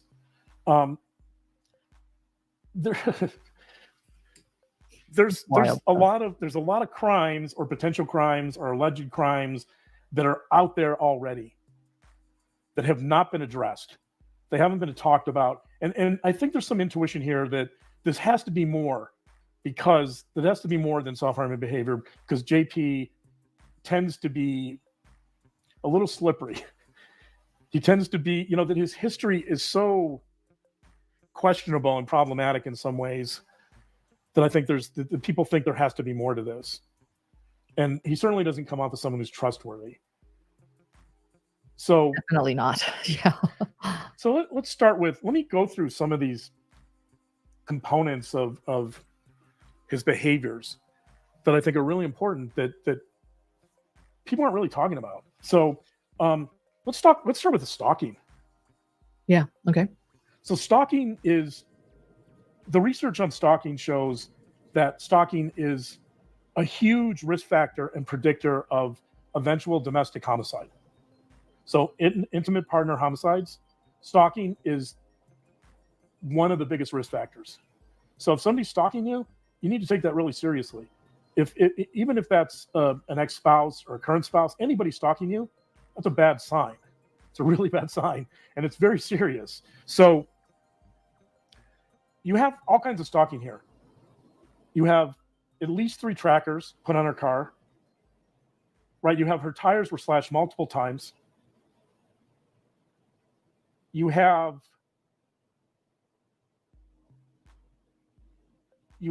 him apparently hiring people. I guess it's not entirely clear who this is, but he apparently hired people, maybe one or more people, to follow her. Yeah. and to report back to him. Remember, he said it himself. Oh, I didn't put the trackers on there, but I told him to call me. Make sure to call me if Micah goes to a gun store.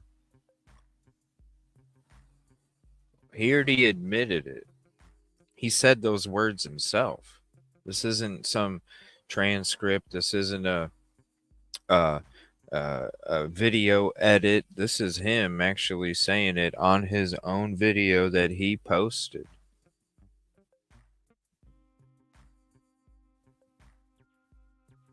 He had a conversation with Tony on TikTok.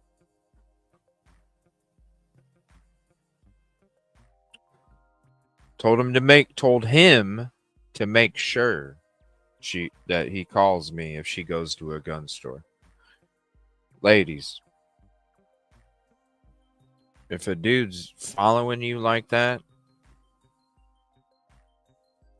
cut it off before, you know what I mean? Cut it off now. There's so many people in this planet. There is so many people on this planet. There's somebody out there. If the person you're with doesn't treat you the way that you deserve to be treated, there is somebody else out there in this world that is willing to do it. They just need the opportunity. Don't settle.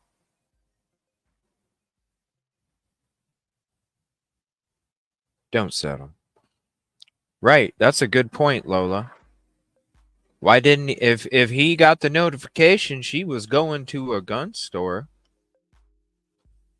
to get a gun and she got a gun, how come he didn't stop her? Yeah, what was the whole point then? Because he told the guy to make sure you call me if she goes to a gun store. Is that why he took off out of town?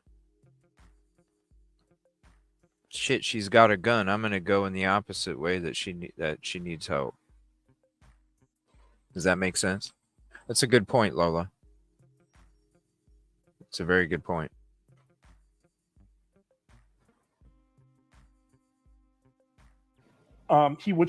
He openly apparently acknowledged, according to Sierra, he acknowledged that he hired people to follow her in a sermon in front of the congregation. So I don't have proof of that, but that's what Sierra claims. So you also have, when they were having a dispute, when Micah and JP were having a dispute, JP showed up at Sierra's home. So Micah went over to Sierra's home to get away from JP, and JP showed up with a firearm. Yes. And he stayed outside of the door, and he said that he was armed and ready. Mm-hmm. He was armed and ready, and he was waiting for her, and he wouldn't leave until she came out or addressed him. Stalking. This is all stalking. Stalking, threatening. And this, by the way, this is the tip of the iceberg. I'm sure there's stalking behaviors here that we have. Is that why his current girlfriend's still with him? Because it has to make her feel horrible to see that wedding ring on his finger as he's making all these videos, right? True. You're leaving your wife at home so you can be with me, and now you're going to wear your wedding ring? Oh, like I said, I can't imagine them conversations at the dinner table on Sundays. Yeah. Because he wasn't wearing that ring when he met her.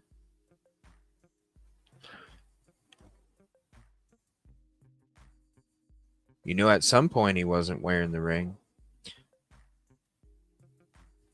Now he is. I wonder if he's doing the same thing to her, and that's why she's still with him, because why in the hell would she be with him still, really? Why in the hell would she be with him? Does she go to the church? As far as I know, she don't. So why is she with him?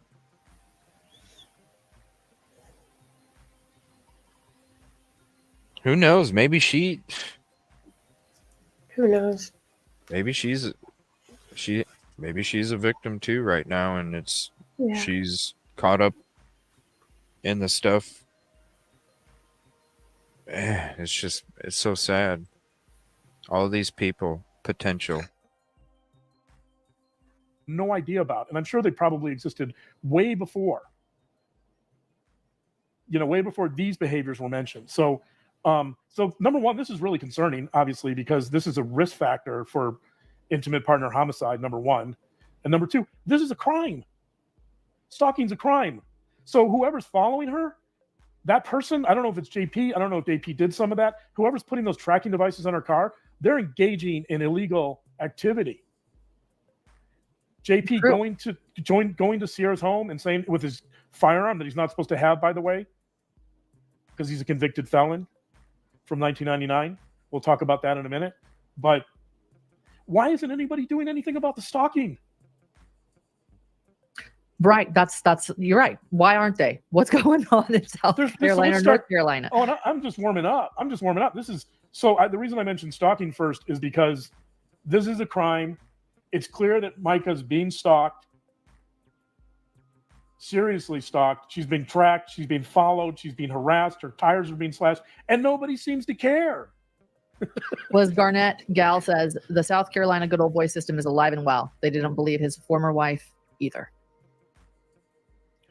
Right. I don't disagree with that, but I'm just trying to go through a few of these. I'm trying to go through a few of these potential or probable or likely crimes and figure out how we got here without any consequences.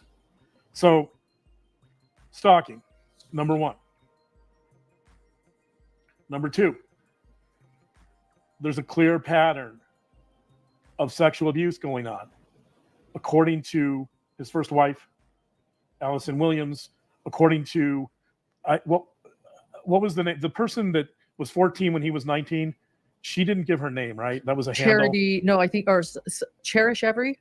Cherish Every. That she was 14 and he was 19. That was Cherish Every wrote a Facebook post about that. Cherish Every says quite emphatically that when she was 14, she engaged in a relationship with JP when he was 19. That's a crime. That's a crime. That's a crime. She said it didn't last very long. I don't care. It's a crime. Why wasn't anyone doing anything about that? But that's just scratching the surface. Allison Williams points out that there were multiple people, multiple minors in the church congregation and maybe outside of the church congregation who engaged in sexual relationships with JP. JP's first wife. Yep. She approached a number of those victims and said, you guys really need to come forward. This is serious. This is a crime. And they all said, no, we're not coming forward because we're afraid. Right. This was in the ex-wife's affidavit sharing the story. Yep.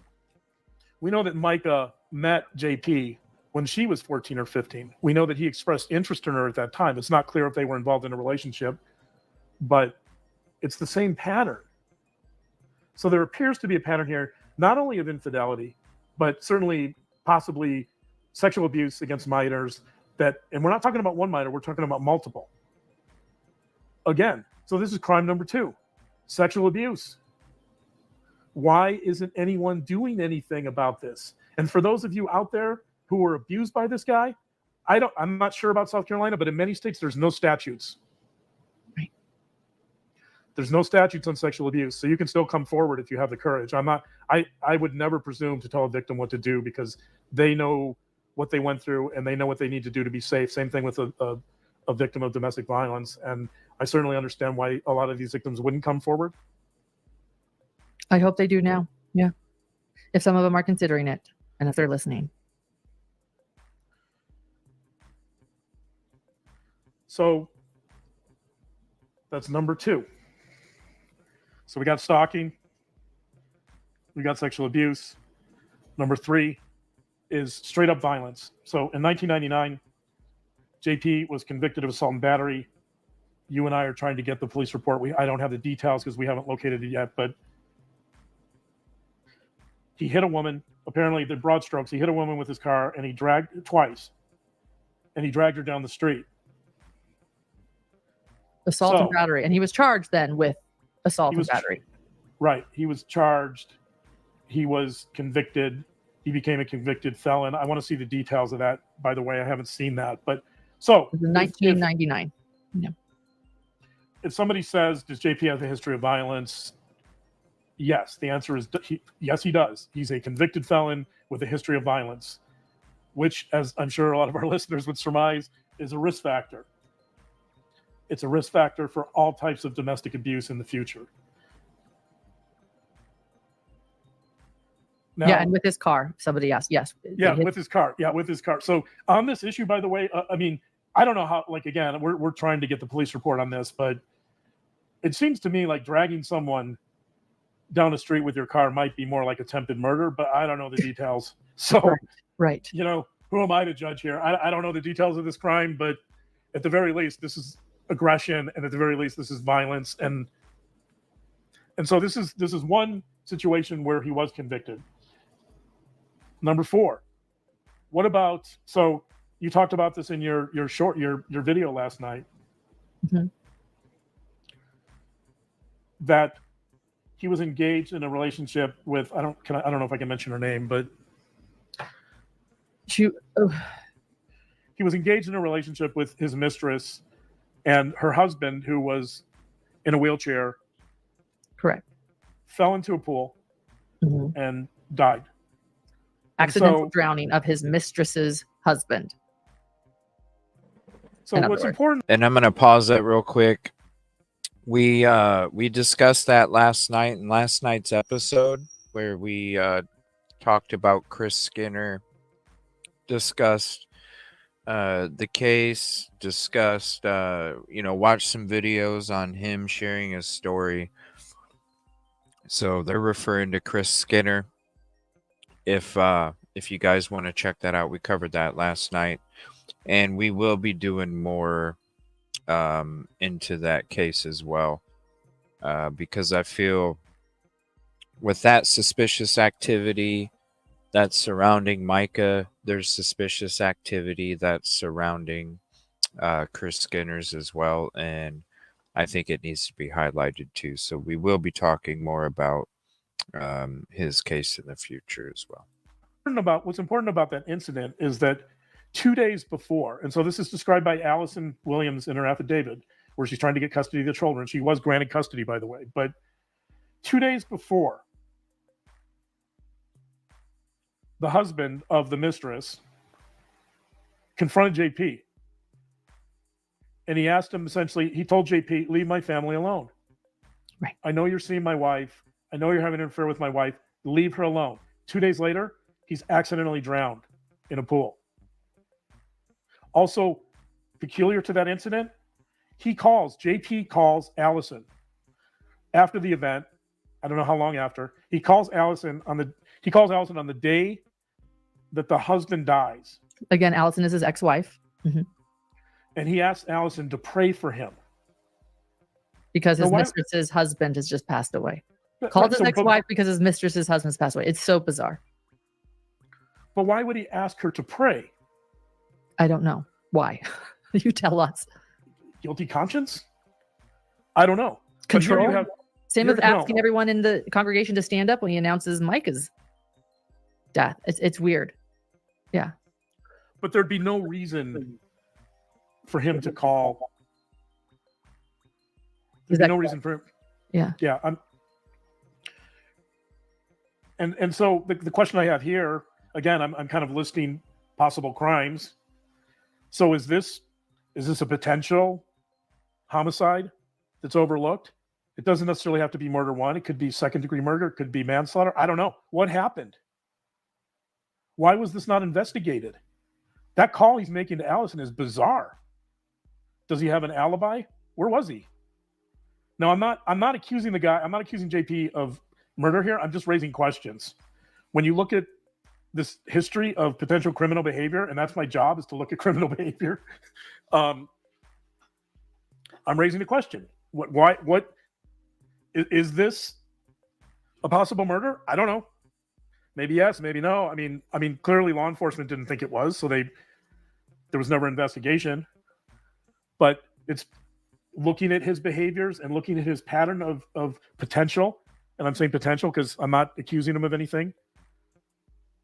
This is another peculiar little fact in his past. Number five seems to me really straightforward. It's theft. So when Micah was forced, essentially, apparently she didn't give consent because apparently JP had power of attorney over her medical care, which is bizarre. I don't know what that means, but when he had her committed to a mental health facility, many of her possessions, including her keys and her wallet, all disappeared. According to Allison, again, he was taking money. He was rearranging assets in his name.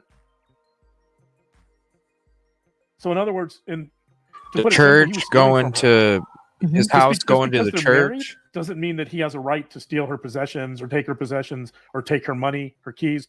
Those are all her possessions. Sierra, by the way, said his sister Sierra said Francis said the same thing. So here, this is theft.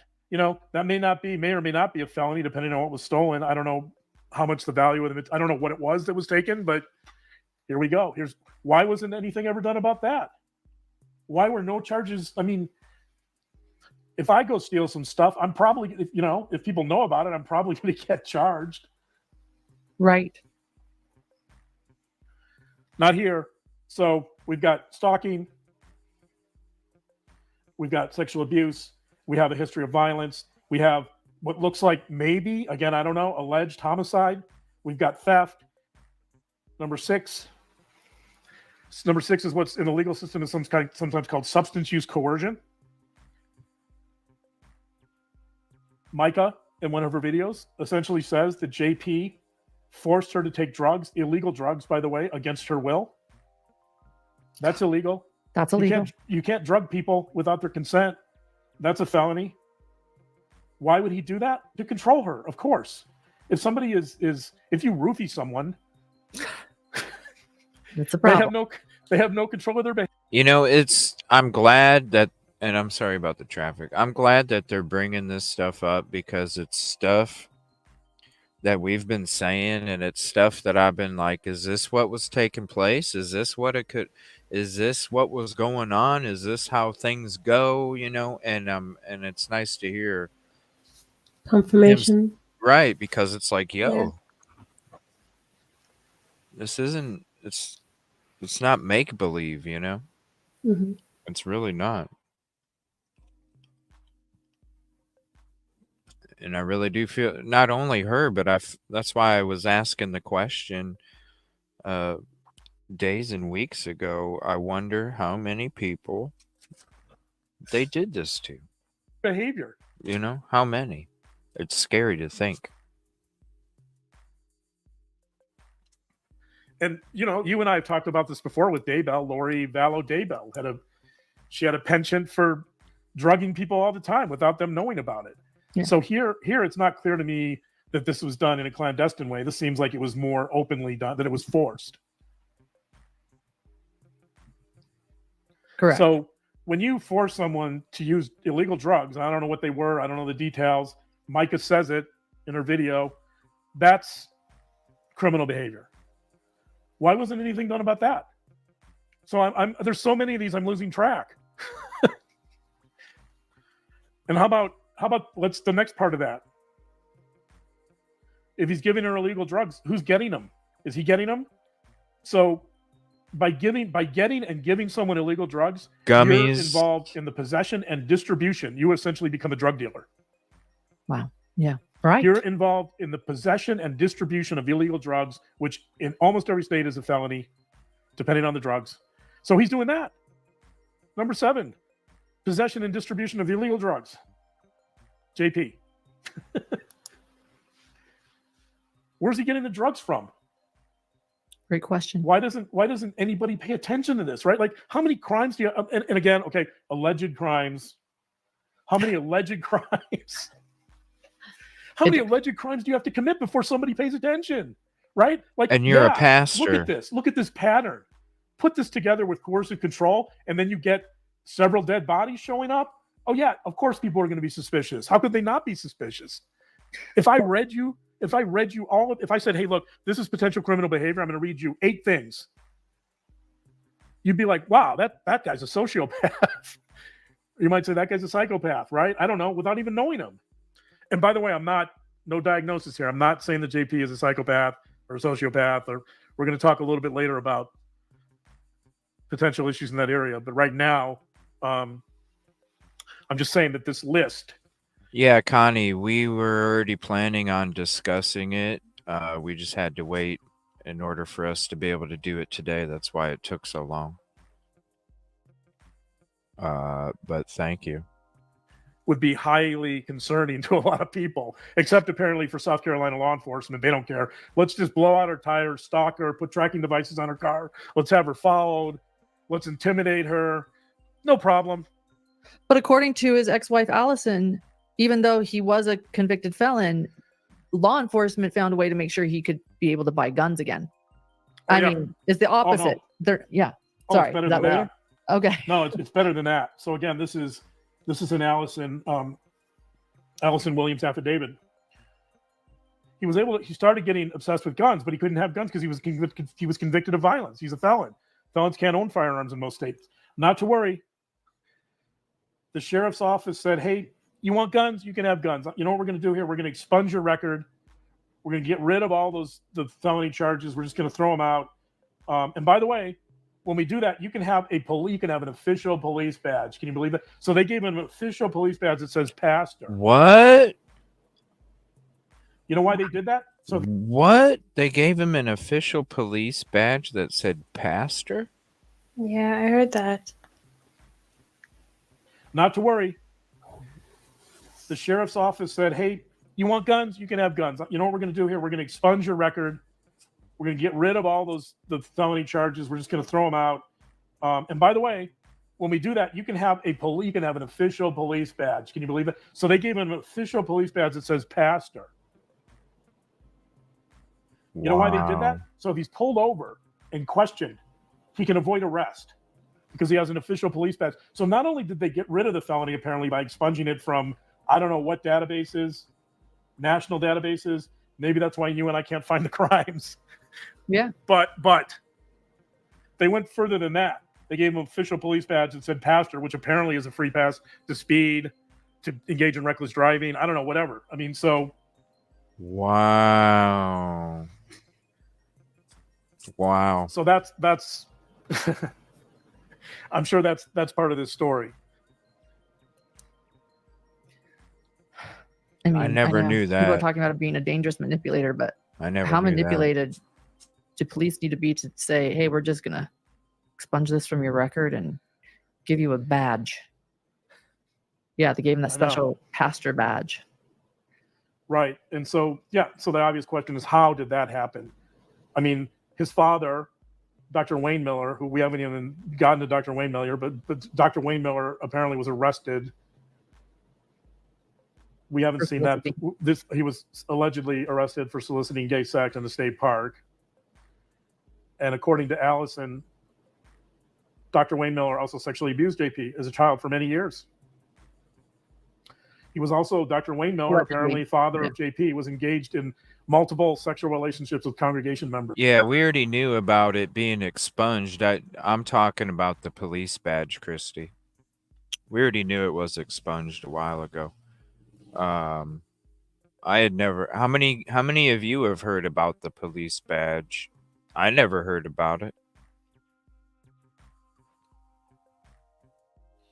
Type 1 in chat if you've heard about the police badge. Type 2 if you haven't. I haven't. Maybe I'm just out here doing what I'm doing and I too focused on being out here on location instead of chilling back watching videos. It's a mixture.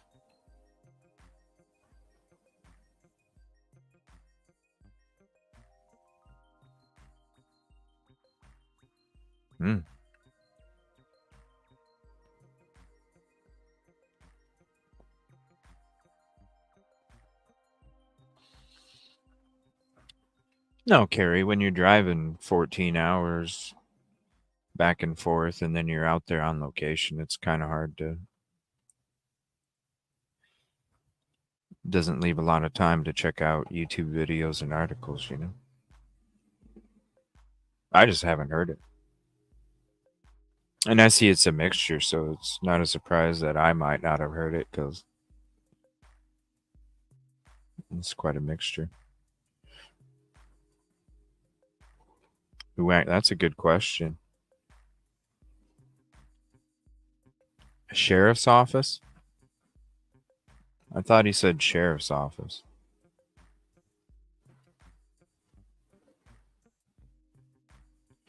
What is it? One of those one of those badges that you put on your license plate or something?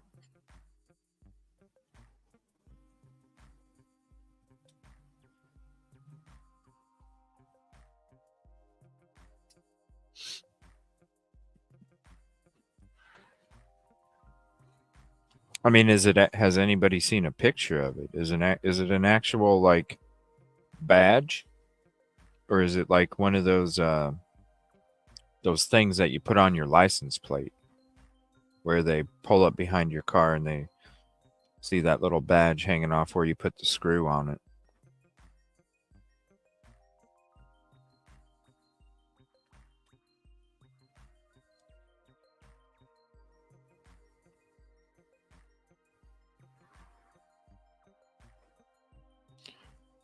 I remember those back in the day, the clip-on badges, the plastic clip-on badges.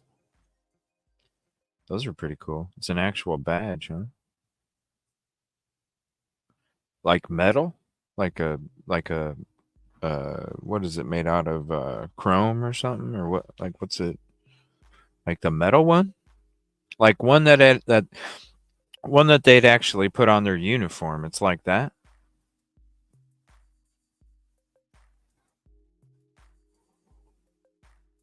Yeah, I never heard of that. That's interesting.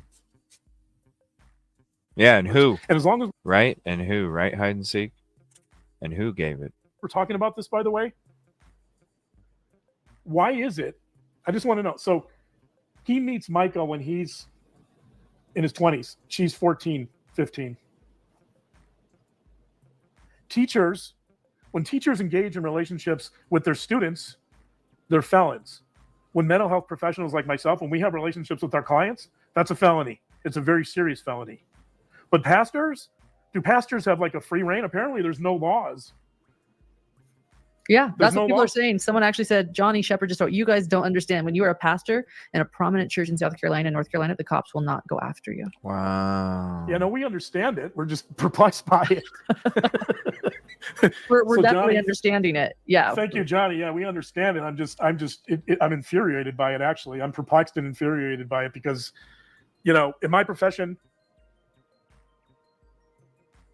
not only would I never think about engaging in a relationship with a client, but it would be extremely detrimental to them. And here you have a pastor who's in a position of power, especially as Johnny points out, like in the South in particular, where pastors are accorded a lot of respect. Pastors are in a position of power.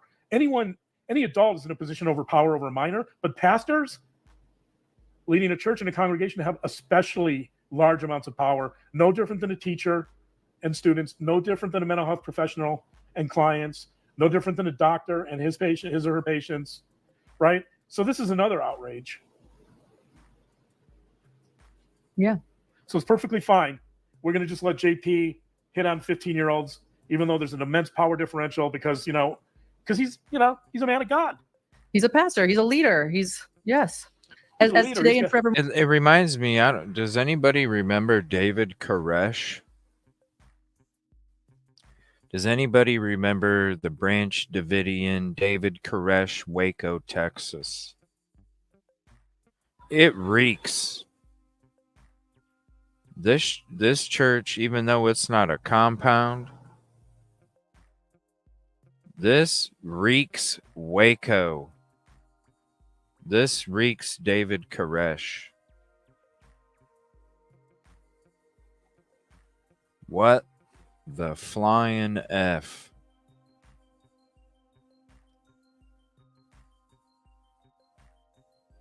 This is crazy.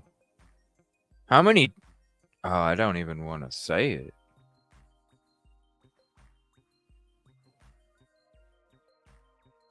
Oh.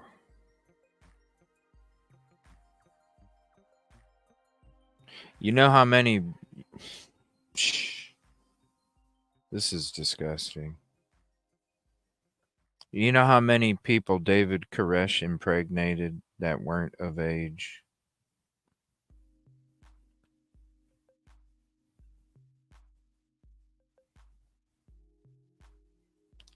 This is...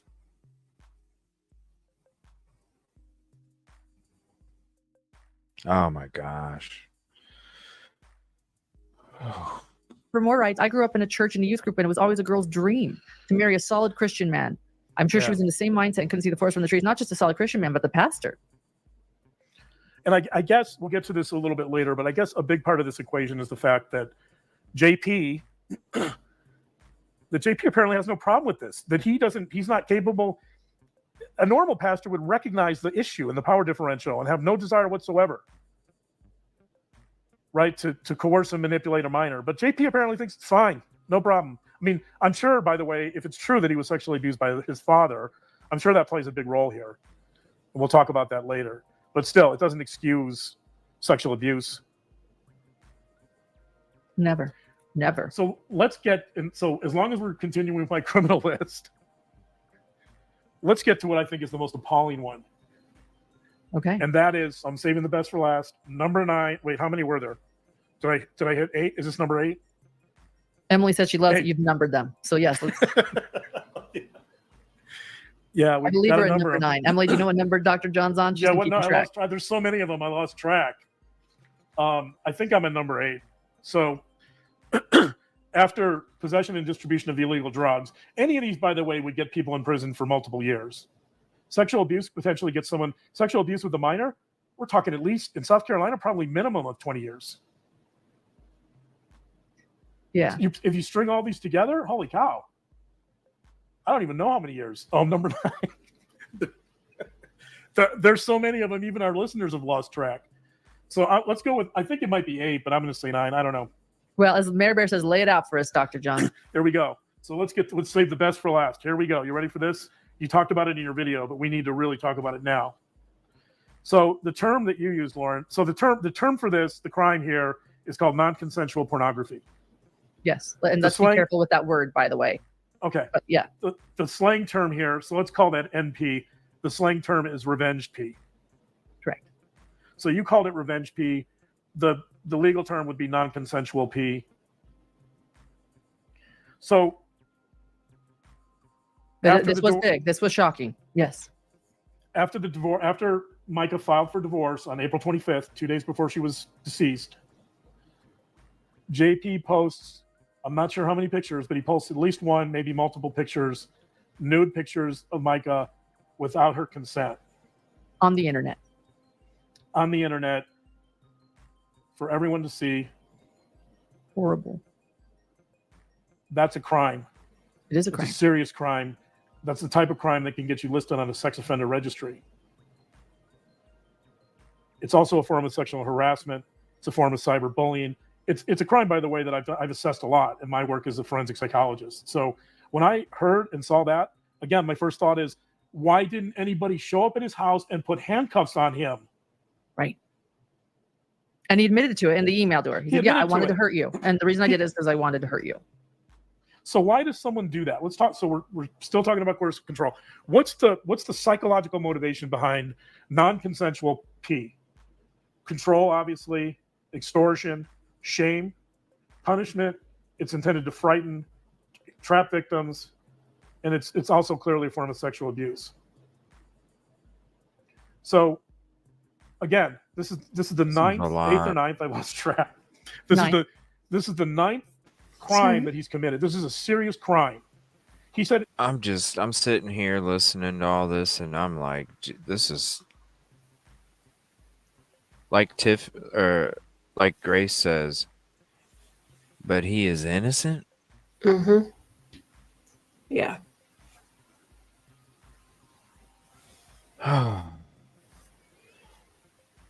This is crazy. This is crazy. He said, well, I can't believe I only posted it for an hour, so it's no big deal. Don't worry about it. Nobody got hurt. Yeah, they did get hurt.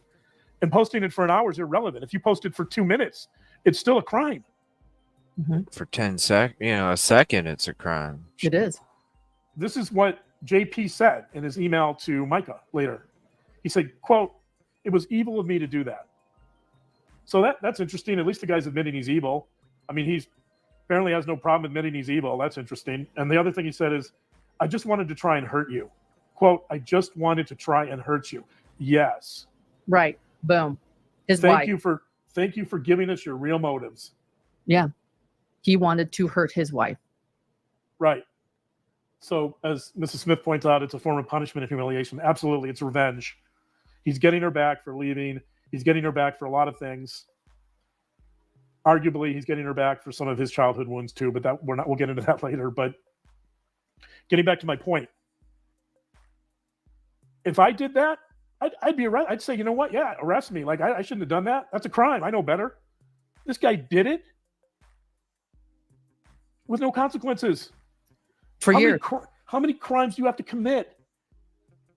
I mean, and so one of the problems here is that when you engage in this type of criminal behavior repeatedly with no consequences, yeah, you're going to have a really big sense of entitlement. Yeah. And he does. This is a guy. And he's so arrogant. Here's where the pastor issue becomes really big, I think. And let's start talking about the why a little bit. What's up, John? Why is he doing this?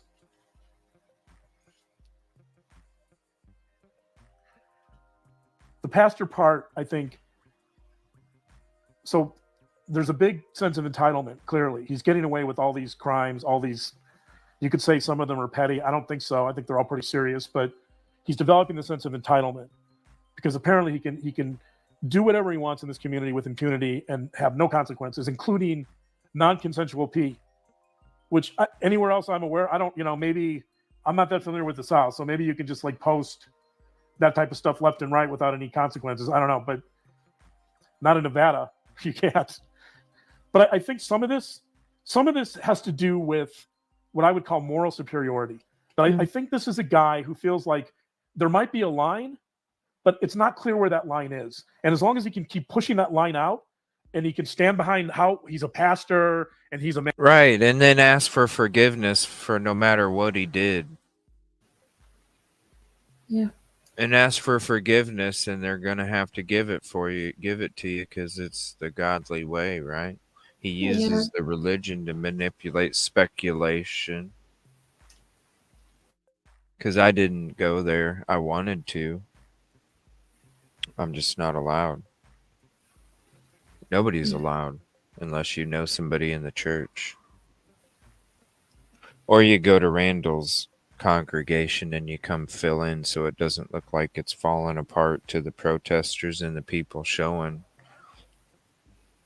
how it's diminishing, because there's a lot of people that I never saw there before. And I have still yet to see Orange Shirt Guy, people. I have not seen him come in or come out of that church. And so I'm wondering if he quit going there after that last that one protest where he came out and talked to everybody. I haven't seen him.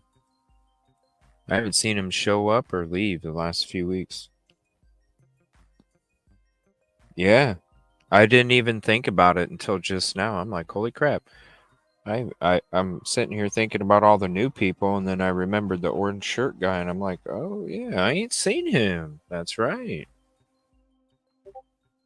I ain't seen him. Man of God, and he's got all this moral superiority. I think that allows him to keep pushing the boundaries further and further. Right? And so a lot of this, I think, is happening. Ask for forgiveness. And it's really kind of a part of this whole presentation of how moral he is. And so, I mean, of course, for the normal person, you might say, well, wait a minute, what he's doing is the complete opposite of moral. And yes, of course, that's because he has no insight into his behaviors. He has no self-knowledge. He has no self-awareness. Because of moral superiority? No, because he doesn't know where the line is. Gotcha.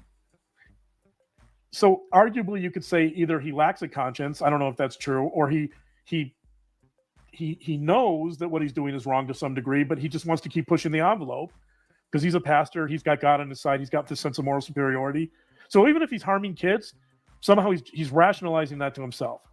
And he's saying, well, really, I'm just helping. I don't know what he's saying. You know, if he was in one of my sex offender groups, I would imagine somebody like, I'm making this up. I would imagine someone like that saying in one of my groups, well, you know, I was really trying to help those kids because I was trying to teach them about being an adult, and I was trying to get them prepared for relationships. And, you know, why not? Why shouldn't I lead the way? Right? That's the type of thing I would hear all the time. I am a teacher. I'm here to help them. Even though I'm sexually abusing them, you know, I'm showing them a way into adulthood. I'm going to make this easier for them when they get in their first significant relationship. Some David Koresh shit. So that's kind of BS I would hear all the time. Some David Koresh shit. A big part of my job was to challenge that. You know, listen, it just, when I'm thinking of this David Koresh stuff, you guys, I'm so glad that mega church didn't get built, because who knows what the hell that building was going to become. Think about it. It's a good thing that church didn't get built, because who frickin' knows? Does anybody have the layout plans of what it was supposed to look like? Was it going to be a frickin' compound-like plot of land? I didn't smell David Koresh hot dog steak until today. And I'm smelling a David Koresh hot dog steak.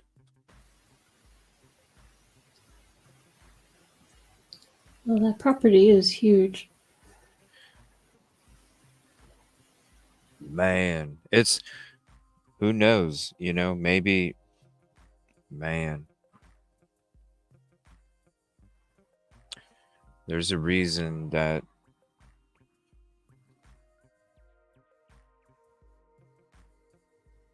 they haven't built that mega church. They're losing the funding and stuff for it now.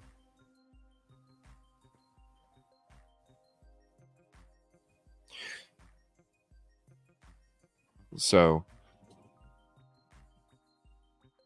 when it comes to the plot of land, who knows what the hell that was going to become. You know, I'm sitting there last night talking about wouldn't it be so amazing to honor Micah to have a woman's mental health, or a woman's domestic violence shelter named after her, built on that plot of land that the mega church is supposed to be built on.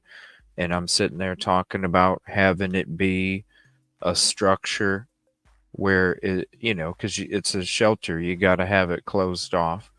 But I'm sitting there talking about the structure that's closed off, that inside has the boutiques and the hair salons and the movie theater and the bowling alley and all these different things, that they'd be able to have some kind of normalcy in life without the fear of being stalked going out to their local movie theater or something, you know.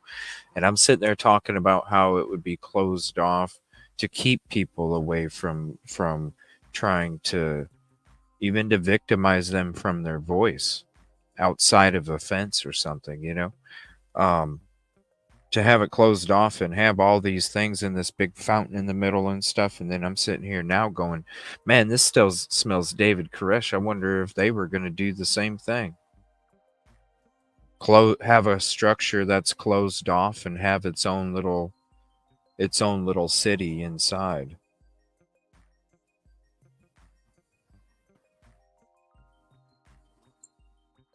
And how in the hell? I'm sure there was a lot of suspicions, but there wasn't a lot of confirmation. But how in the hell did this stuff happen inside that church? Because we've heard stories of people say they heard rumors, but there wasn't any confirmation. So if there's rumors, and there's that kind of rumors, and it's about the pastor, somebody was telling the truth to somebody. Because that's not a rumor that you talk to other congregation members about if it's You know what I mean? If it's probably not true, that's something. Why are you even bringing that up to your congregation members? Right? Yeah. You're not going to make that stuff up about your pastor.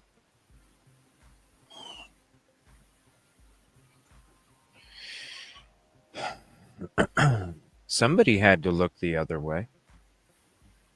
Who in the hell looked the other way? Because you can guarantee they got some handcuffs coming to their ass too. But people got to speak up. I think there's probably a few somebodies. And that's the thing that you're seeing with these members that used to go. There's a reason they don't want to be on camera or have their voice recorded, because they'll be found out through voice, but they want people to know their stories. Yeah.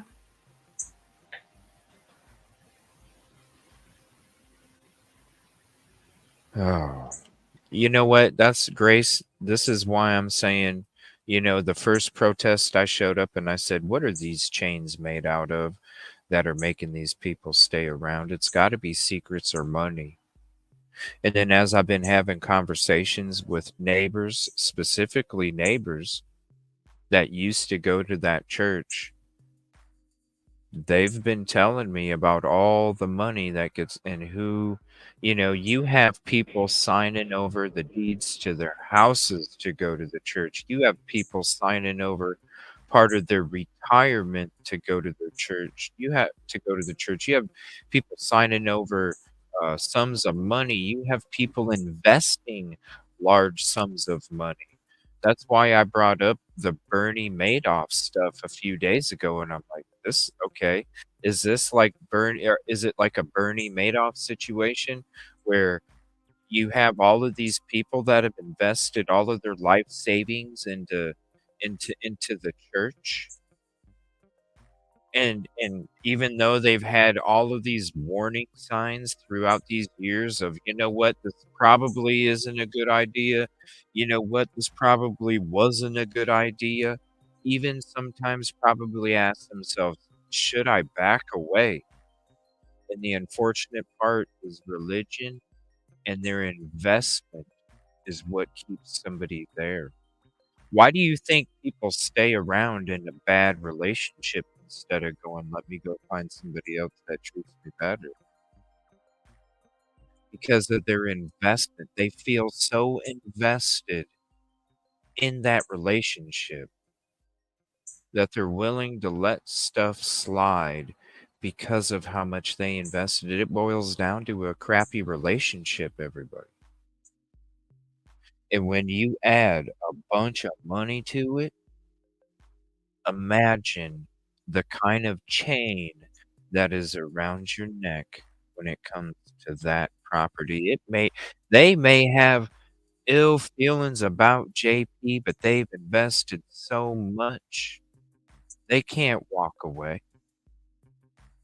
The only time they can walk away, just like these Ponzi scheme victims, they don't, because they hear the news and they see what's happening, but they still don't back away. They still stick around. And so when you have these people that are that invested into this church, they may not even like JP, but you know what? They don't even have to, because it's not about JP for most of them probably. It's probably the building itself. Because if they know that they back away and their friend backs away, then the church ends up going in another direction and everything that they've invested crumbles to nothing, not even dust. They can't even walk away with a handful of dust. It's empty. And that's what keeps these people there. So, yes, Grace, when you got people putting their houses, their inheritance, their retirements, everything, and these are legal documents, people. And you know what these people do with these legal documents? Let me school you. They have legal representation. And when they get presented something that doesn't benefit them, you know what they're going to do? They're going to accidentally put something not in the court document. So then, if they don't like it, they can have it canceled because it wasn't written properly, or it wasn't dotted properly, or it wasn't crossed properly. But when it comes to something that they know is going to benefit them, oh, you're damn straight. They're going to make sure every I is dotted, T is crossed, and period is marked.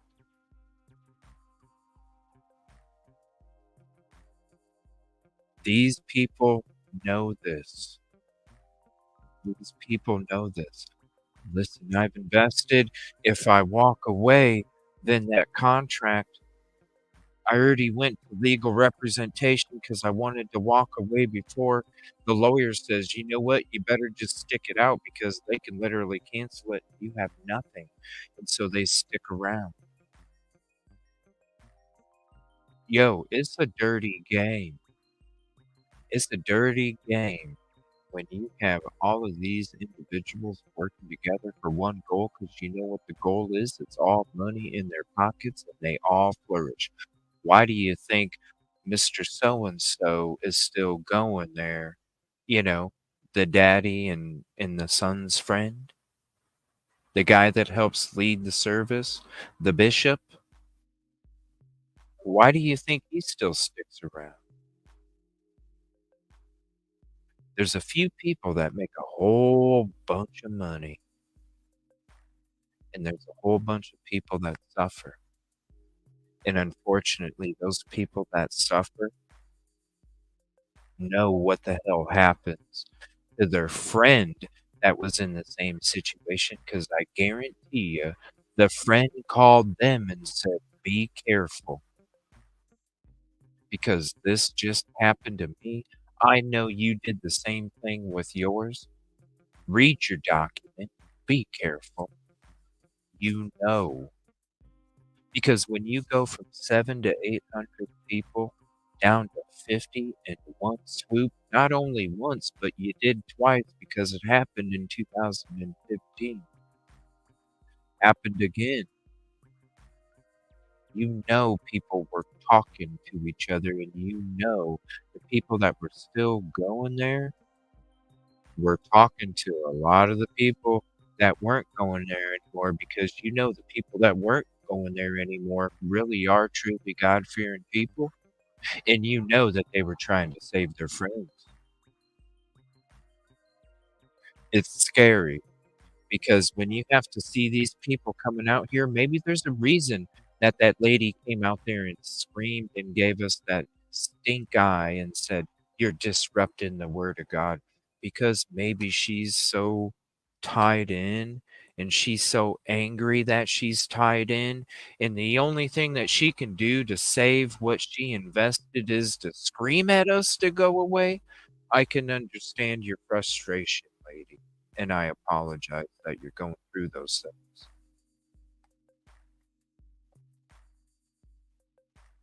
It's a dirty game. And a lot of people don't realize the depths of it. But we just gave you a little bit. Because it's real. It happens. It exists. And you know what?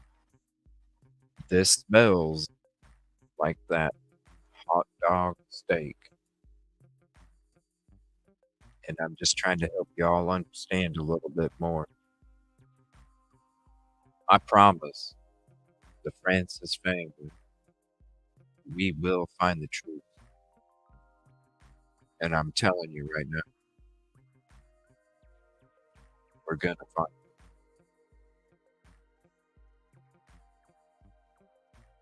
Sorry about that little false. No problem. This is so, I'm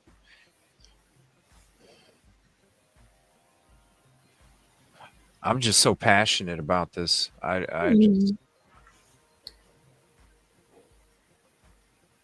People need to understand the depths, you know? it could be as simple as a T not crossed. And you know these people, as much as I felt that they were spewing hate at me, I don't know. Maybe they're so consumed with it because they literally are backed into a corner. If I was backed into a corner, I'm claustrophobic, y'all. If I'm backed into a corner, you better have a weapon worse than mine because it ain't happening.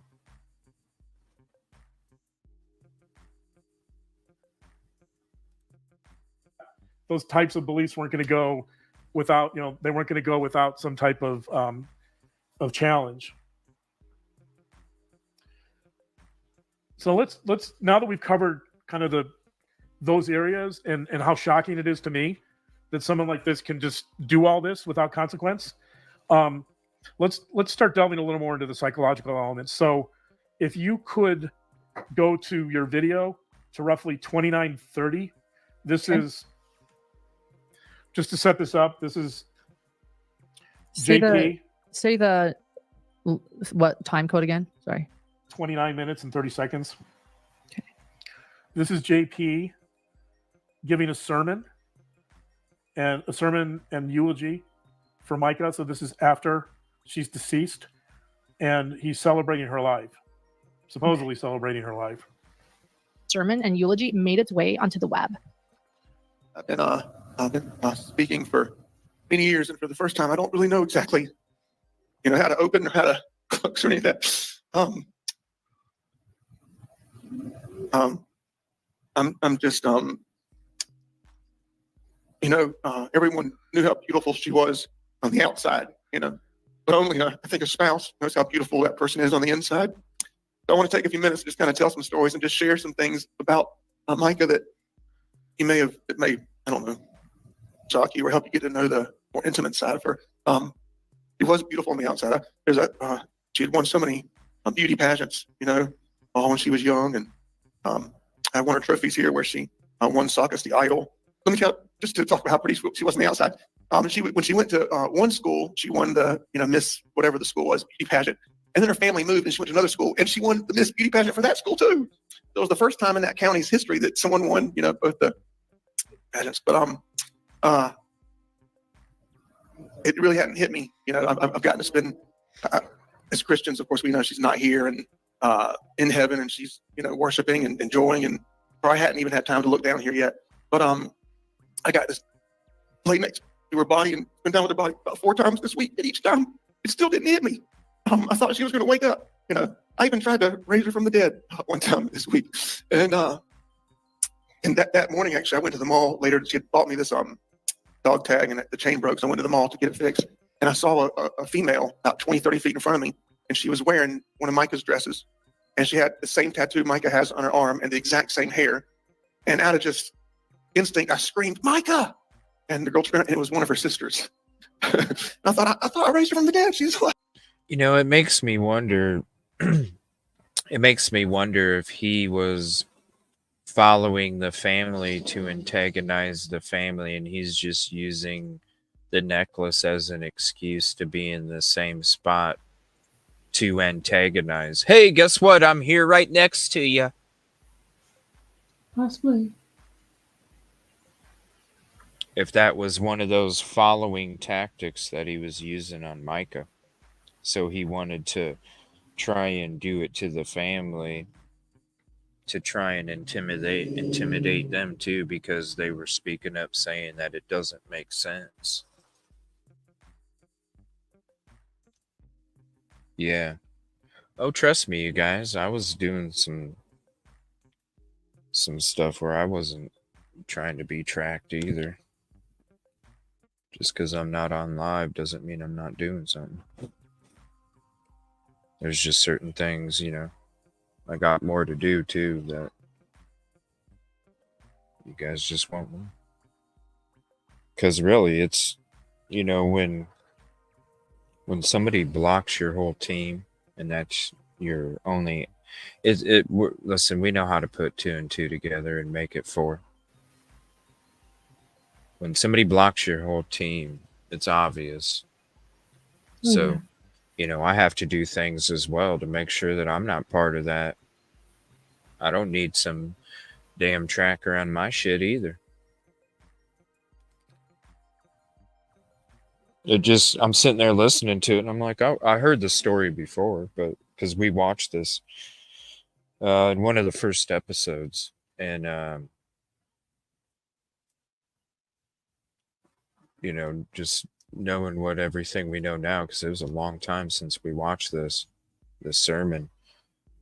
It makes me wonder if it was just because the family's so outspoken, if it was more antagonistic actions to try and influence, what you want to have happen, because you don't have any influence over them in the congregation because they don't go. So that would be the only way that you could influence somebody to do what you want, is to do what he was doing. Yeah.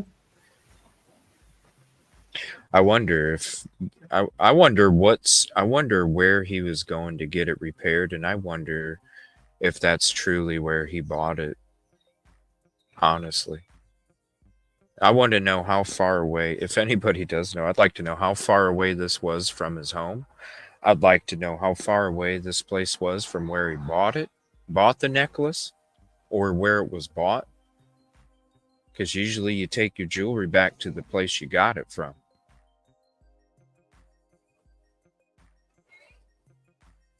It makes me wonder. Well, there's a couple malls down here, Lynn. Right? There's not just one mall, right?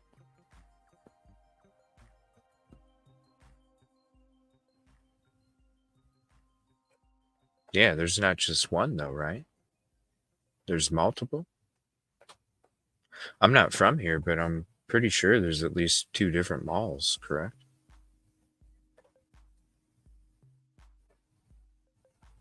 I'm not saying how far it is away. I'm just saying there's more than one. I'm wondering if it's the same one. Who says he bought it at a mall? Who says he didn't go buy the necklace at a store that's by itself, and then they have a branch inside of a mall?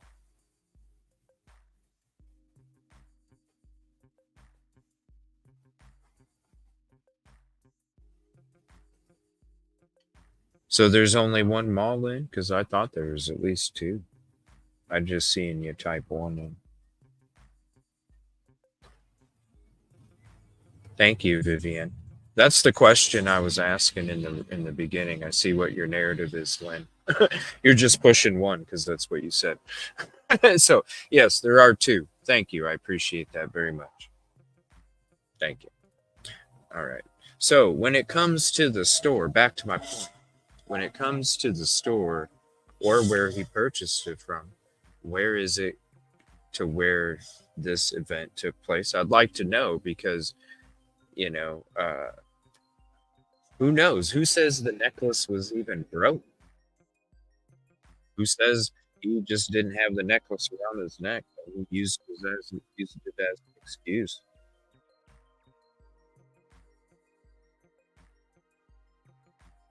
I mean, think about it. Look at the video that he had when he was recording Micah. So, Lynn, do you think the video he was recording was because she was following him? Because I feel like he was recording her because she was recording him because he was following her. Because when you look at where her car was parked, that's somebody pulling. Listen, I pull off to the side of the road very often when I'm driving on these road trips. That's where I'm pulling off. I'm pulling off right as you get into the gas station, but there's that little section there that has grass, and it's a little thin strip before you get in to where you gotta get your gas. And normally, if I'm not getting gas and I'm pulling in real quick to set up a show or whatever, making a phone call, getting on my phone, checking something, I'm going to be pulling in and parking there. So to me, it was like, I'm tired of you following me. I know you're following me. Why don't I just pull over so I can ask you what the hell you want? And what you do is you pull up to a gas pump acting like you weren't following me. So I know you're following me and you're supposed to not be following me. So I'm going to take a video of you and you're going to use the same excuse. I had to get gas. Crazy that I ran into you. And isn't it crazy that it's always, whether it's after she passes or before, while she's still here, well, I thought it was a gorgeous person. I thought it was your sister. I thought it was you. I thought it was, give me a break. You can't even come up with a good excuse.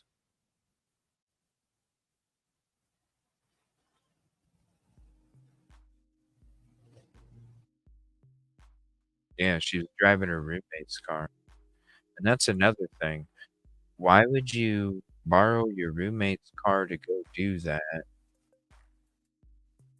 So your roommate has to, every time she gets in her car, she's gonna remember that that's like you're gonna leave that memory in your friend's head with her vehicle.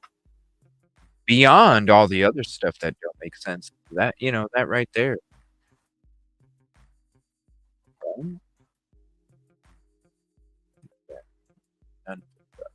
All right, we are going to watch this in part of the deep dive that we're going to be we are going to cover this sermon, but we'll be starting off with an introduction, so that way there's a background, and anybody that does cross the series, there'll be a background. So we'll be covering the background first. This will be in one of the episodes that Well, but I can't wait to see her again one day. She would make me turn my cell phone off and stop turning my cell phone off, and we would talk for hours and hours about only afraid that she would talk for hours and hours and hours. And sometimes I would kind of not listen. I thought, oh no, she's gonna ask me a question. I'd get back in my mind to what we're talking about, and she would change subjects. She'd go from one thing to the next. And,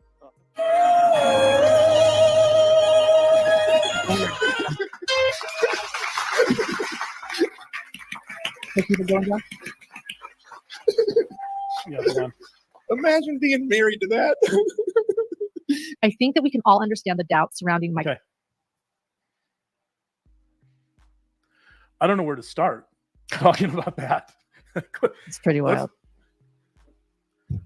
Let's start with, so this is a eulogy. Let's start with the fact that he says he's going to share stories about how wonderful she was on the inside. And then his story is that she won multiple beauty pageants because she was so beautiful. Yeah. So he never talks about anything that has to do with how she is on the inside. He just wants to talk about how beautiful she is, which presumably benefits him being a pastor. That's about his social status. Yeah. He inadvertently mentions the term trophy, not referring to her, but the fact that she won multiple trophies in beauty pageants, which you and I talk about slips all the time. Mm-hmm. Right. He sees her as a trophy. That's another part of, I think that's another part of what's going on here, is that the problem that JP has, or the struggle he has, is that Micah is always threatening to leave him. He's overly controlling because he wants her to stay. He wants to feel safe. He wants to control her. So as part of this pattern of coercive control, he essentially wants her to stay. And he wants her to stay because to him, she represents social status. She's won all these trophies for being a beauty queen. She makes him look good. Mm-hmm. The problem with that is that's about him and not her. That he does see her as a trophy. He objectifies her. Correct. He's only interested in how she enhances his image. So the real risk and problem here is that Micah constantly, or at least frequently, at least enough, wants to leave. She wants to reject him. She wants to gain back some of her autonomy. But he won't let that happen. Because if he loses her, he's going to lose face, meaning self-esteem, and he's going to lose status in the community. The dude running around with the pastor badge that can speed without any consequence, he's going to lose status. Yeah. And he doesn't want that. Right? But you can see here that he says he wants to talk about how beautiful she's inside, but he's incapable of that. Now, I'm gonna let me see here. I'm gonna speed it up to 1.5. Okay, everybody. It's not gonna be these people on energy drinks. All right, it's gonna be 1.5 speed. I just want to give you a heads up. We still got. I'm just gonna speed it up a little more. That's all. So if you're like, "Whoa, what's going on?" They had Red Bulls. No, it's 1.5. All right. 1.5. Now, in fairness, this is highly edited. There may have been moments we missed where he does talk about her inside, the beauty on her inside. But to start off your speech, your eulogy, and to say you're going to talk about the inside and then you don't, you talk about the outside and how superficial she is. I mean, he is, and how her image matters more than anything. It's not a good start because he's starting the eulogy about him and not her. In fact, so he reinforces that at the very end. He's kind of crying. It's a weird cry, by the way, too. Very weird cry. It's like a really shallow, almost kind of inauthentic type crying. I can't even. It's when I heard him crying, I'm like, what is that? Like, is he acting? That's such a strange cry. Maybe that's just the way he cries. Maybe it felt like almost like a laugh too. Yeah. So I don't know. Maybe he's a shallow crier. But it seems to me like if you lose a spouse that you truly, truly love, and people express sadness differently. So I'll give him that. But it seems to me like you'd probably engage in kind of the deeper, wallowing, chest heaving type crying rather than kind of this hyena-like crying. It's really strange. I'm glad you don't cry like that. I'll just say. The last thing he says, though. What? The last thing he says. So this is how this is relevant to the beauty queen part of this. The last thing he said just blew me away. He says, "Quote: Imagine being married to that." Yeah. What? Imagine what? So what does that mean? An object. An object, right? Imagine being married to that. So this has nothing to do with her. No. He's only concerned about how she looks, how people perceive her, and how that benefits him. Imagine being married to that. She can sing. It's like his eulogy is about her resume, or about her social standing, or how she benefits him. It's crazy. I've never heard anyone in any eulogy I've ever attended saying, "Imagine being married to that." Crazy. So the last part of that I want to talk about is he visited the morgue 4 times. Let's think about that for a second. Why is he visiting the morgue? That is so weird. Why are you visiting the morgue 4 times and then he cremates her? Then he cremates her right away. Why is he visiting the morgue? So Micah's family pointed out, by the way, that, and I don't know if they took pictures. I think Micah's dad said that he did have pictures, but he claims that Micah has defensive wounds on her hands and on her arms.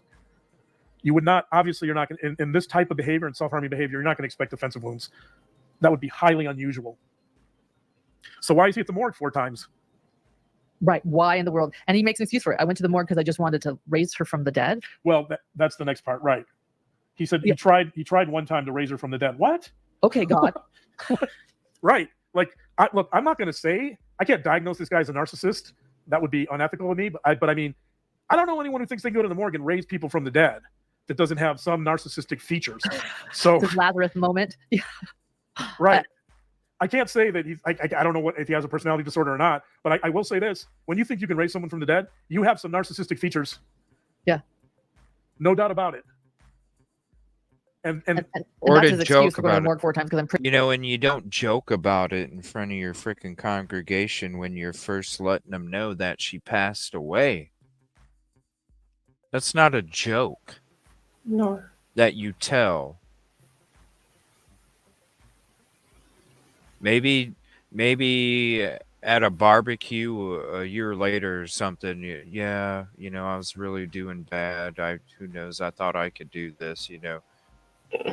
Not when you're announcing to your congregation. It's not a joke.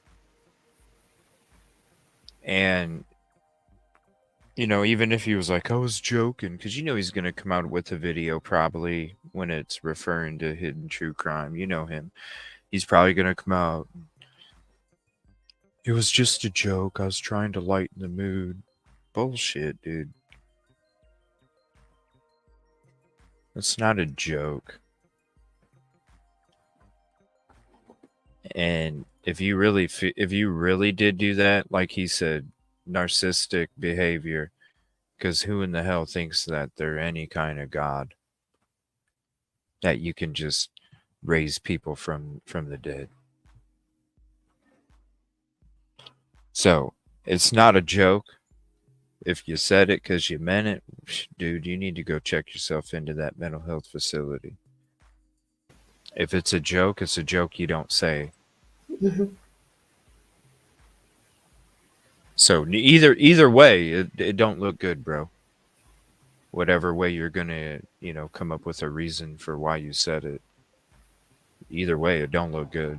It's not a joke, and if it was a joke, that's Sure. really bad taste about your wife. Really poor taste. Yeah. Pretty sure that's not what he was trying to do, in my opinion. But he says it is. So Right. I think if you ask Micah's family, they'd say that he went to the morgue 4 times to see the extent of her injuries. If she did have injuries, he was probably trying to assess for cremation. I would imagine, I could be wrong, but I would imagine, or to come that up with in his church, it's probably atypical to be cremated. Yeah. In a lot of churches in the South, my understanding is that you want the body to be buried so that the deceased has a place to rest and write a grave. And I mean, you can do that with ashes, but just to rush to cremation and visit the morgue 4 times, that's peculiar. very. And that the morgue would let him in 4 times. It's just not a place you necessarily go to see your loved one over and over and over again. They did have a viewing. We could wait. So at the very least, this is to think you're going to, and there's no sense here, by the way, that he's joking about this. He's obviously being very serious. So there's clearly an element of grandiosity in thinking that you're going to raise someone from the dead. Yeah.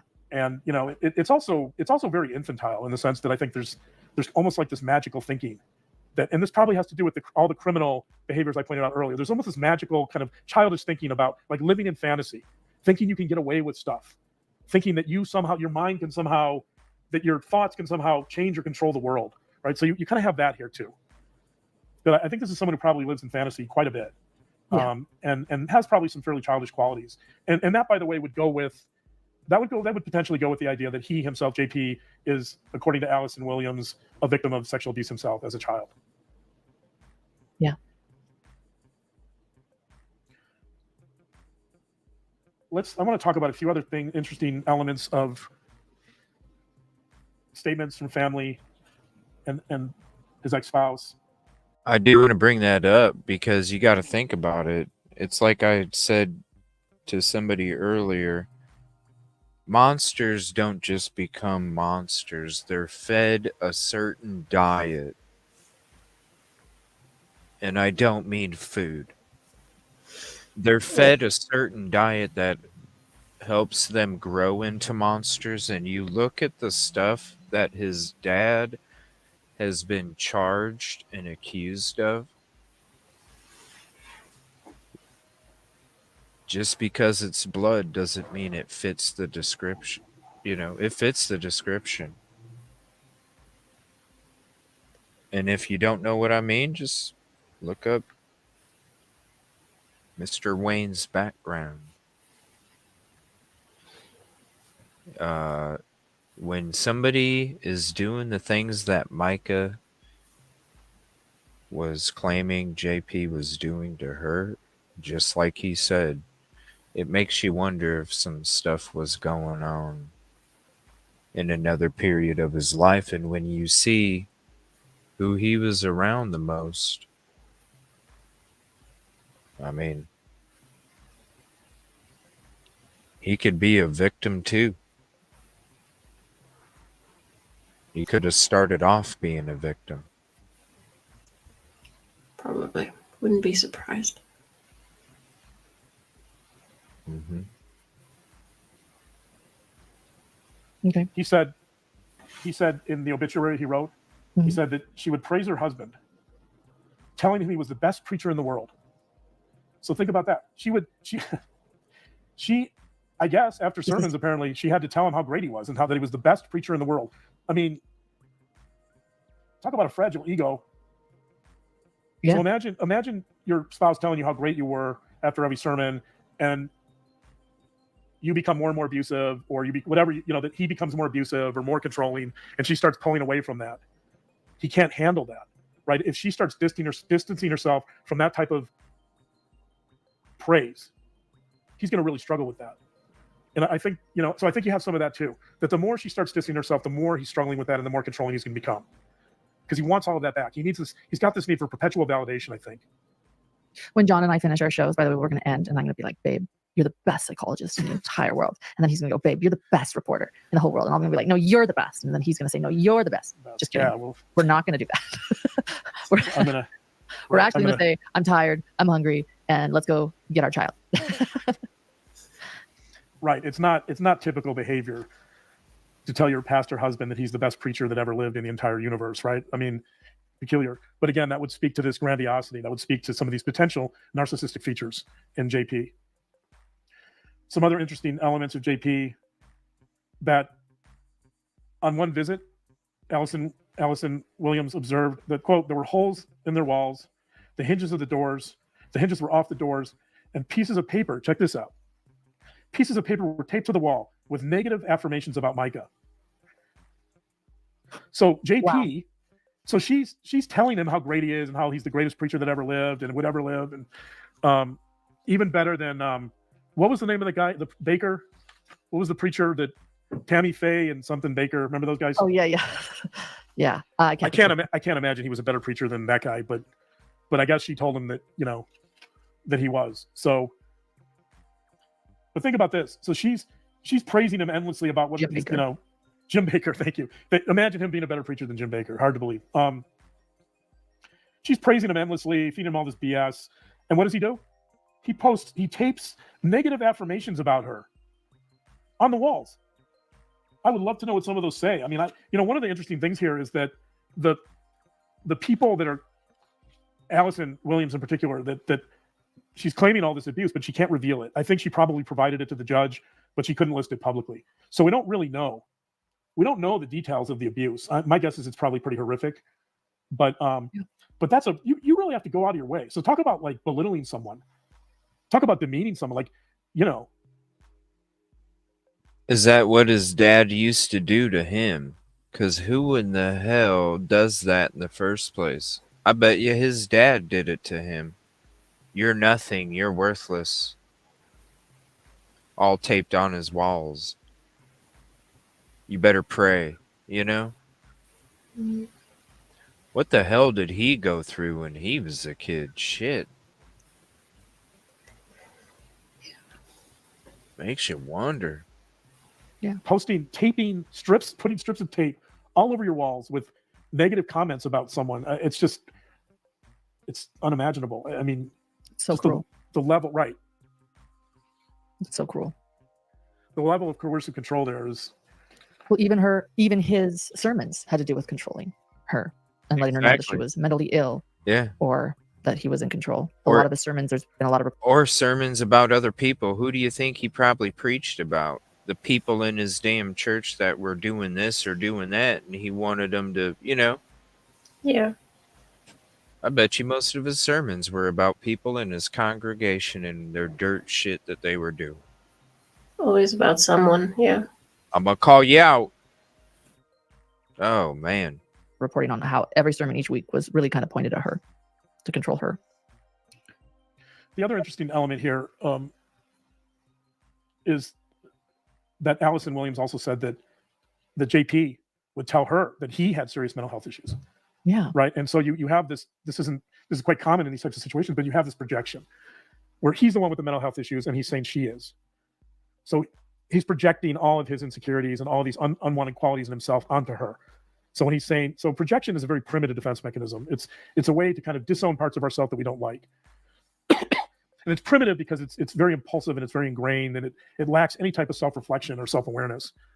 And so you see that here. It's a way for JP to disavow any mental health problems for himself and to put those on her and to blame her for all of his problems. So clearly, if she's bipolar, according to him, or she has serious mental health problems, then that's why they have problems. That's why he has to try to control her. That's why he has to stalk her. That's explaining everything.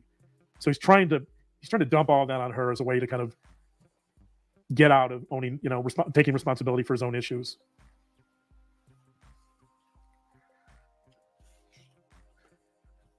Yes. There's a psychologist, his name is Theodore Milan. He's well known. He's written books. He's responsible for the Milan personality inventory. And Milan talked about a type of narcissism. And again, I'm not diagnosing narcissism here. I'm just talking about Milan's research. But I want to talk about something called compensatory narcissism. And it's pretty much what it suggests. The word compensatory means that we compensate for something. So what that is, what Milan describes that as, is when we suffer early wounds and betrayals in our childhood, we then seek to compensate for those wounds by seeking status and recognition and assurances of absolute loyalty and fidelity. And I think you have some version of that here. That this is someone who, presumably, according to Allison Williams' detailed affidavit, that somebody who was sexually abused as a child, and he's trying to overcome those wounds by becoming a pastor, which in his community he perceives as a high status position. There's a lot of communities where that wouldn't necessarily be true, but in his community it's true. And it works for him, by the way, because his father was a pastor, so naturally he could inherit that position. It would give him a lot of credibility without really having to develop any skills. He learned everything from birth. I think are, I guess pastors have to be good public speakers, right? There is a certain skill set. They have to know the Bible, presumably.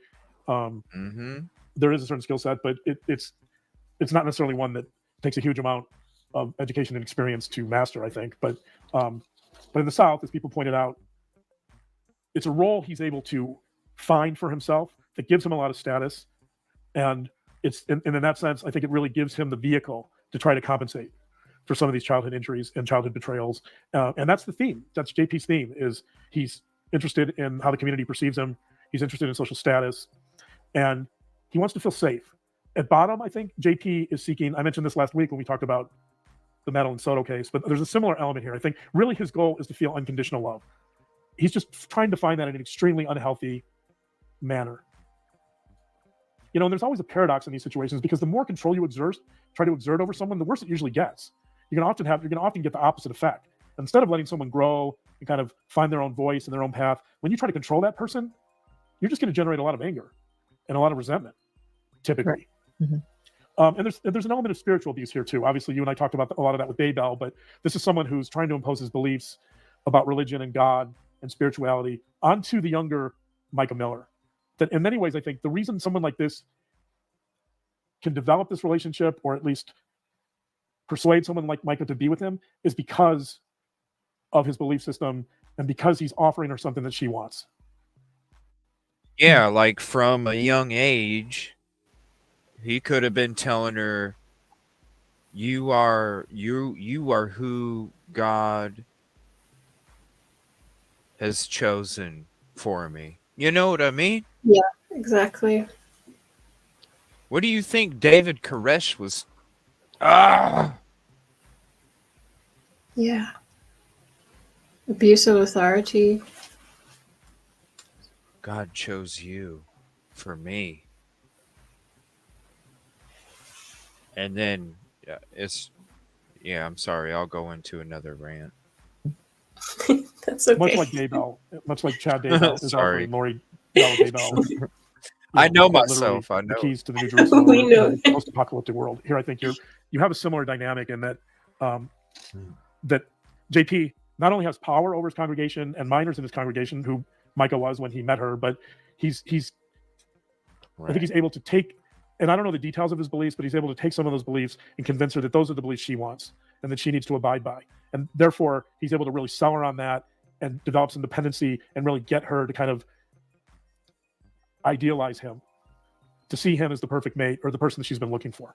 And that, by the way, is extremely manipulative. Just like with Daybell, here it's extraordinarily manipulative. And I should say that's another part of coercive control. Yes. Yes, it is. So I think those are kind of my main points. Okay. Excellent. Okay. Thank you. We have some questions. I know we don't have too much time tonight because thank you for all you shared. I'll just answer this one for Kristen. Where did Allison speak about the holes in the walls and negative affirmations? That is in her most recent affidavit, and we have that on our crash course that is pinned to this chat towards the end of the podcast. Survivor saying that you should start a channel teaching women how to discern quality men. Well, that by the way is why Lauren and I watch Love is Blind and The Bachelorette and The Bachelor. So right, that's what we talked about. We keep talking about, for Patreon members, we keep talking about doing some episodes where we do some analysis of those types of dating shows. But thank you. Yeah. Sometimes we'll have a favorite woman and we see that she's choosing the guy that is not good for her. We're like, no. Yeah. I will say that there's just a quick dating crash course here. I know we don't have a lot of time, but let's hear it. Yeah. So if any of our listeners are going on dates and you want to try to discern whether the person is worth dating again, my two main areas to look for would be, number one, does the person blame other people for all their relationship problems? So if you can, ask about past relationships and see if the person automatically blames everything on someone else. If they do, get the check, have the person get the check and leave right away, because that's a really bad sign. So yeah, see if they're humble all your or problems not. and taking no responsibility is unrealistic, and it's a red flag. And my second one is, does the person ask anything about you? Do they show any genuine, authentic interest in you? So when you're having dinner, if you're on a date and you're having dinner, does the person talk endlessly about themselves and how great they are and how they're the greatest pastor in the world? Or do they take a minute to say, how was your day? How are you doing? What is it that you're really interested in? In other words, do they show empathy? So blaming is a primitive type of projection, and asking about you and your needs and your interests, that's empathy. So quick crash course on dating in response to that question: look for someone to take responsibility for their lives and relationships, and look for someone with empathy. So empathy would have to do with kindness, and the first one would have to do with self-awareness or self-knowledge. Yes. And yes, as some people are pointing out, there are absolutely some contradictions and people that are a little bit more manipulative. And that's not always the case. Sometimes the mask stays on a little bit longer and they know to fill you with compliments and listen to stories about you. But if that changes in a few weeks, trust that that's the change is who they really were. Yeah, I'm not particularly worried about any psychopaths listening to this advice and adjusting their behavior accordingly, although I guess it's possible. Right. Well, people are bringing up coverts and how they're really good at feigning empathy anyway. No, yeah, I agree. But eventually the facade cracks. People that are capable of real, genuine empathy they'll be able to sustain it. Whereas people that can't, eventually they'll show their true colors. So just keep at it. That's why most people date multiple times before committing. Well, and excuse me. I'll throw in my two cents. Maya Angelou. When someone shows you who they are, believe them the first time. Yeah. I had to learn that the hard way. But because I wanted to believe that you want to believe that the person you fell in love with is who they are. But you know what? When someone shows you who they are, believe them the first time. When someone's mask slips, that's who they are. That's who they are. All right. So well, you had a few questions, but do you want to just wrap things up, or did you want to take a few questions? Let's see. I got someone to like dating advice. Yes, let's go back to the questions. I guess we haven't really weighed in on the issue of whether it appears to be self-harming behavior or homicide, right? And yes, we haven't weighed into that. That's a tough one. It's a tough one, and the FBI is involved. There are actually a lot of dating questions. Dr. John, serious question. Many of us have allowed ourselves to be treated much like Micah did. Being controlled, spiritual abuse, gaslighting. How do we help women not get with these types? And I will say, I'm gonna let you think on that. You answer this question, but I want to point out something that was heartbreaking to me that I ended last night's podcast with, which was Micah's advice to those who are being abused. She was specifically talking to Christian women or religious women. She said, look, implied that women might think that divorce is bad, but abuse is bad, and it's not okay. And I think there is some manipulation within religions where women think that they need to stay to sort of be a martyr and to sacrifice, and we admire women that sacrifice. I know that my late grandmother stayed with a man who was cruel, and people sort of looked at her as, oh, she's such a saint because she stayed with someone who was difficult. And I'm kind of going off topic, but I feel like there is a lot of religious speak when it comes to women staying in abusive relationships that needs to change. Divorce is not bad. Divorce is really, really wonderful sometimes. And you're not a saint for staying with someone who is mean to you. Anyway, that's from Lauren and only Lauren. John, what do you have to say when it comes to this question? So I have a list here of these are, so Donald Meichenbaum is a well-known psychologist. He was instrumental in kind of developing cognitive behavioral therapy with Aaron Beck and some other people. But more recently, he's done research on violence, and he's actually the research director of the Melissa Institute for Violence Prevention and Treatment at the University of Miami. And he has a list, a very, very useful list of predictive risk factors for domestic violence. I think maybe I should read some of these. Please. So here's risk factors. So I would suggest that maybe our listeners dating or trying to find serious relationships pay attention to these. So here's the risk factors for interpersonal violence, according to Mike and Baum, who's done quite a bit of research in this area the last several years. Serious problems with impulse control, aggressive and disruptive behaviors, poor frustration tolerance, a strong sense of entitlement, concrete and rigid cognitive processes, problems with affect regulation, including a strong tendency towards anxiety and depression, and easily irritable, a tendency to externalize and ruminate, feeling easily threatened and hurt, so in other words, low ego strength, feeling insecure and argumentative, again, poor ego strength, poor communication skills, struggling with a strong sense of inadequacy, again, poor ego strength. They hold rigid suspiciousness. They have rigid suspiciousness about the motivations of other people. In other words, paranoia. And finally, they show a tendency to develop dependent attachment patterns. So somebody who falls in love with you in the first 5 minutes, that would be a very dependent attachment pattern. So I know there's a lot of those are a lot of risk factors. It's interesting to note that I think a lot of those apply to the current situation we're talking about. So I don't know if that would help, but those are some of the risk factors I also look at in assessing recidivism for violence and specifically domestic violence in the future. Thank you. Brian is asking if you can elaborate on what rigid cognitive function means. That means someone. So yeah. So I'm sorry. Yeah, this is a little.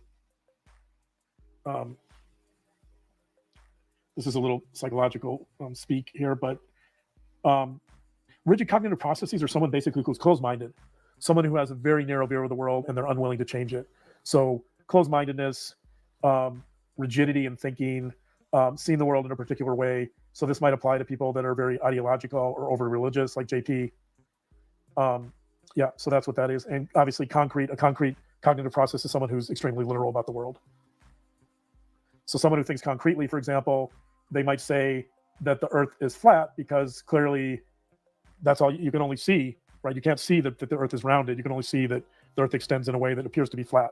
That was someone whose cognitive processes would be very concrete. Thank you. For those that are asking, there is a domestic abuse hotline, 1-800-799-SAFE, which is also 7233. There's also a way you can text as well. Just wanted to share that. And I will put all of the numbers in the description of this video as soon as we conclude. So in other words, someone is saying no dating flat earthers. Noted. It's one way to look at it. Well, keep in mind that concrete thinking is only one of the risk factors. So if they have none of the other risk factors, then maybe a flat earther. It might be peculiar to date a flat earther, but I wouldn't totally rule it out. Give them a chance. Yes. Maybe. Ivana, I agree. This should be a 2-part podcast, in my humble opinion as well. So Let me we rewind will probably that, 'cause conclude. But I don't see the numbers. They weren't put in the description. Hold on. I would suggest that maybe our listeners dating or trying to find serious relationships pay attention to these. So here's the risk factors for interpersonal violence, according to Mike and Baum, who's done quite a bit of research in this area the last several years. Serious problems with impulse control, aggressive and disruptive behaviors, poor frustration tolerance, a strong sense of entitlement, concrete and rigid cognitive processes, problems with affect regulation, including a strong tendency towards anxiety and depression, and easily irritable, a tendency to externalize and ruminate, feeling easily threatened and hurt, so in other words, low ego strength, feeling insecure and argumentative, again, poor ego strength, poor communication skills, struggling with a strong sense of inadequacy, again, poor ego strength. They hold rigid suspiciousness. They have rigid suspiciousness about the motivations of other people. In other words, paranoia. And finally, they show a tendency to develop dependent attachment patterns. So somebody who falls in love with you in the first 5 minutes, that would be a very dependent attachment pattern. That's a red flag. There's a lot of those are a lot of risk factors. That's a red flag. Yeah. I don't love you. No, you don't. No, you don't. Oh, man. I want to share this real quick. Here's the link. This TikTok video actually works. So I'm going to play this for you. This is JP hiding Micah Miller's purse and locks her out of the home. And there's the link for you. Stop. Calm down, Micah. Stop. Stop. I don't have your purse. Stop. You don't have my purse? Nope. Stop, Micah. Please. Stop, Micah. Stop. Stop. I don't have your purse. Micah, stop. Stop. Calm down, Micah. Stop. Stop. I don't have your purse. Stop. You don't have my purse? Nope. Stop, Micah. Please. Stop, Micah. Stop. Stop. I don't have. And he is probably recording that to use it, right? Mm-hmm. And she's actually calmer than him.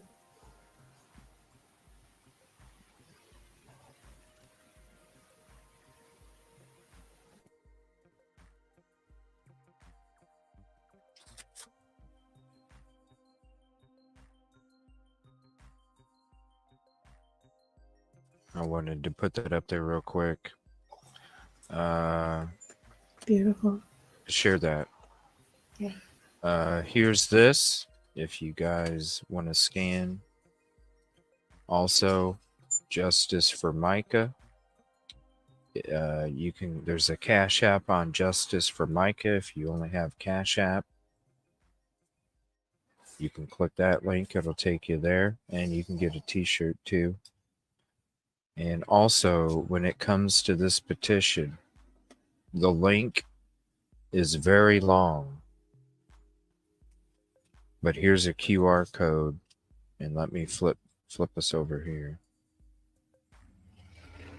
There's a QR code that you can scan that it'll take you to where you can sign the petition, so please do.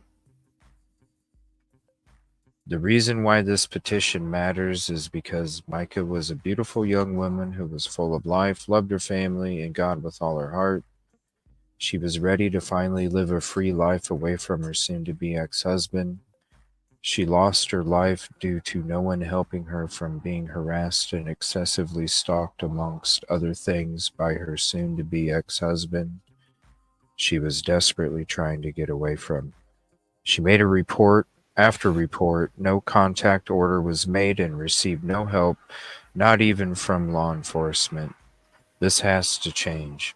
To prevent others from being hurt or losing their life, we want Micah's law to make a difference.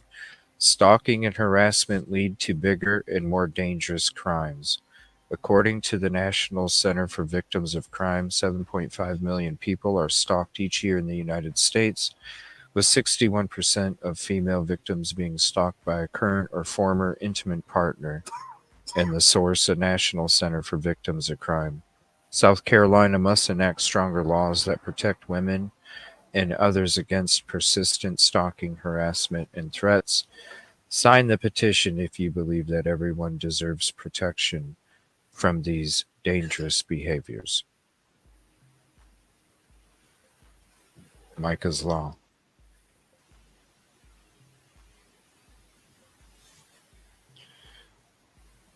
So I want to say thank you, Rosee, for hanging out. I appreciate you. Thank you guys for hanging out during the short notice. I'm going to be ending this show for the evening. I'm going to be doing some things after the show, so I'm not going to be doing another one, but we will be back tomorrow. So I just want to say thank you all for being here. Appreciate your support. Justice for Micah. Micah's Law. And thank you. Yeah, and when I did discuss with the family, it's about bringing the most awareness. So that's why, and everybody knows, and this is what they said.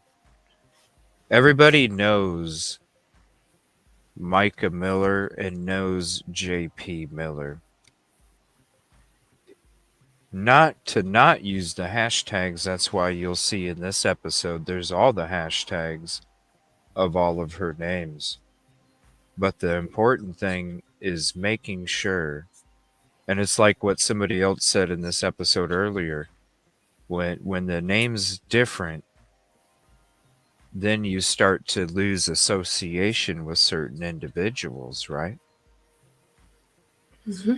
Micah Miller and the hashtag Micah Miller makes a difference because it keeps JP accountable in everybody's eyes. Okay. Hashtag them all. And if you want to, go to my description and copy them all. They're all at the top. Copy all the hashtags of justice for Micah, Micah's names, and everything. Copy them all. Start posting those too. I encourage you to do so because, yes, she wasn't just Micah Miller.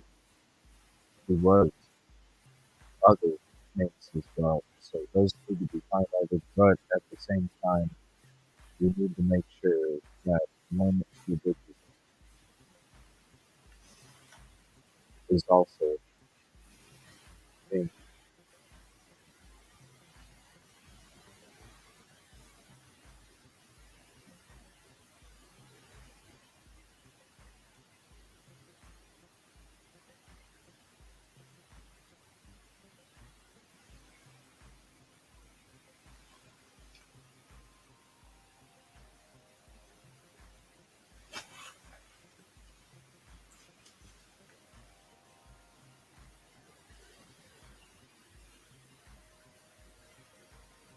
Did CJ just freeze for everyone else or just me?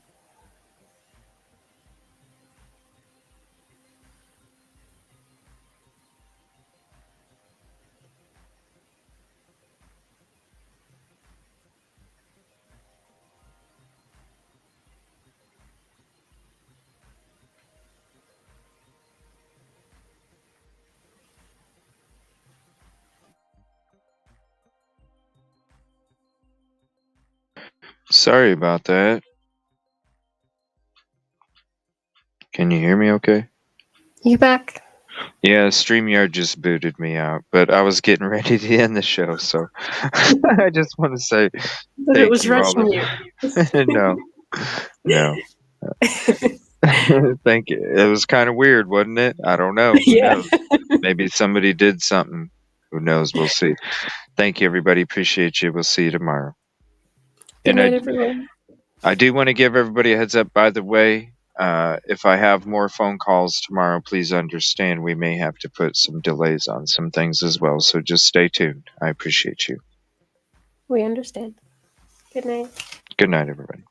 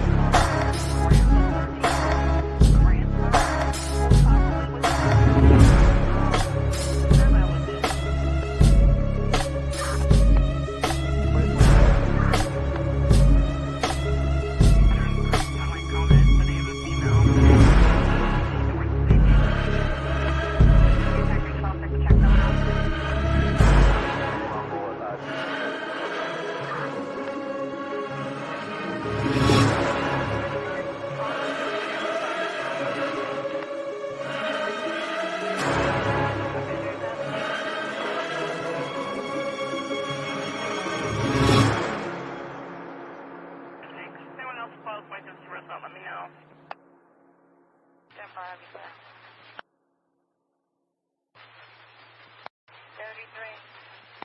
33. Can you let a supervisor know that I have a case?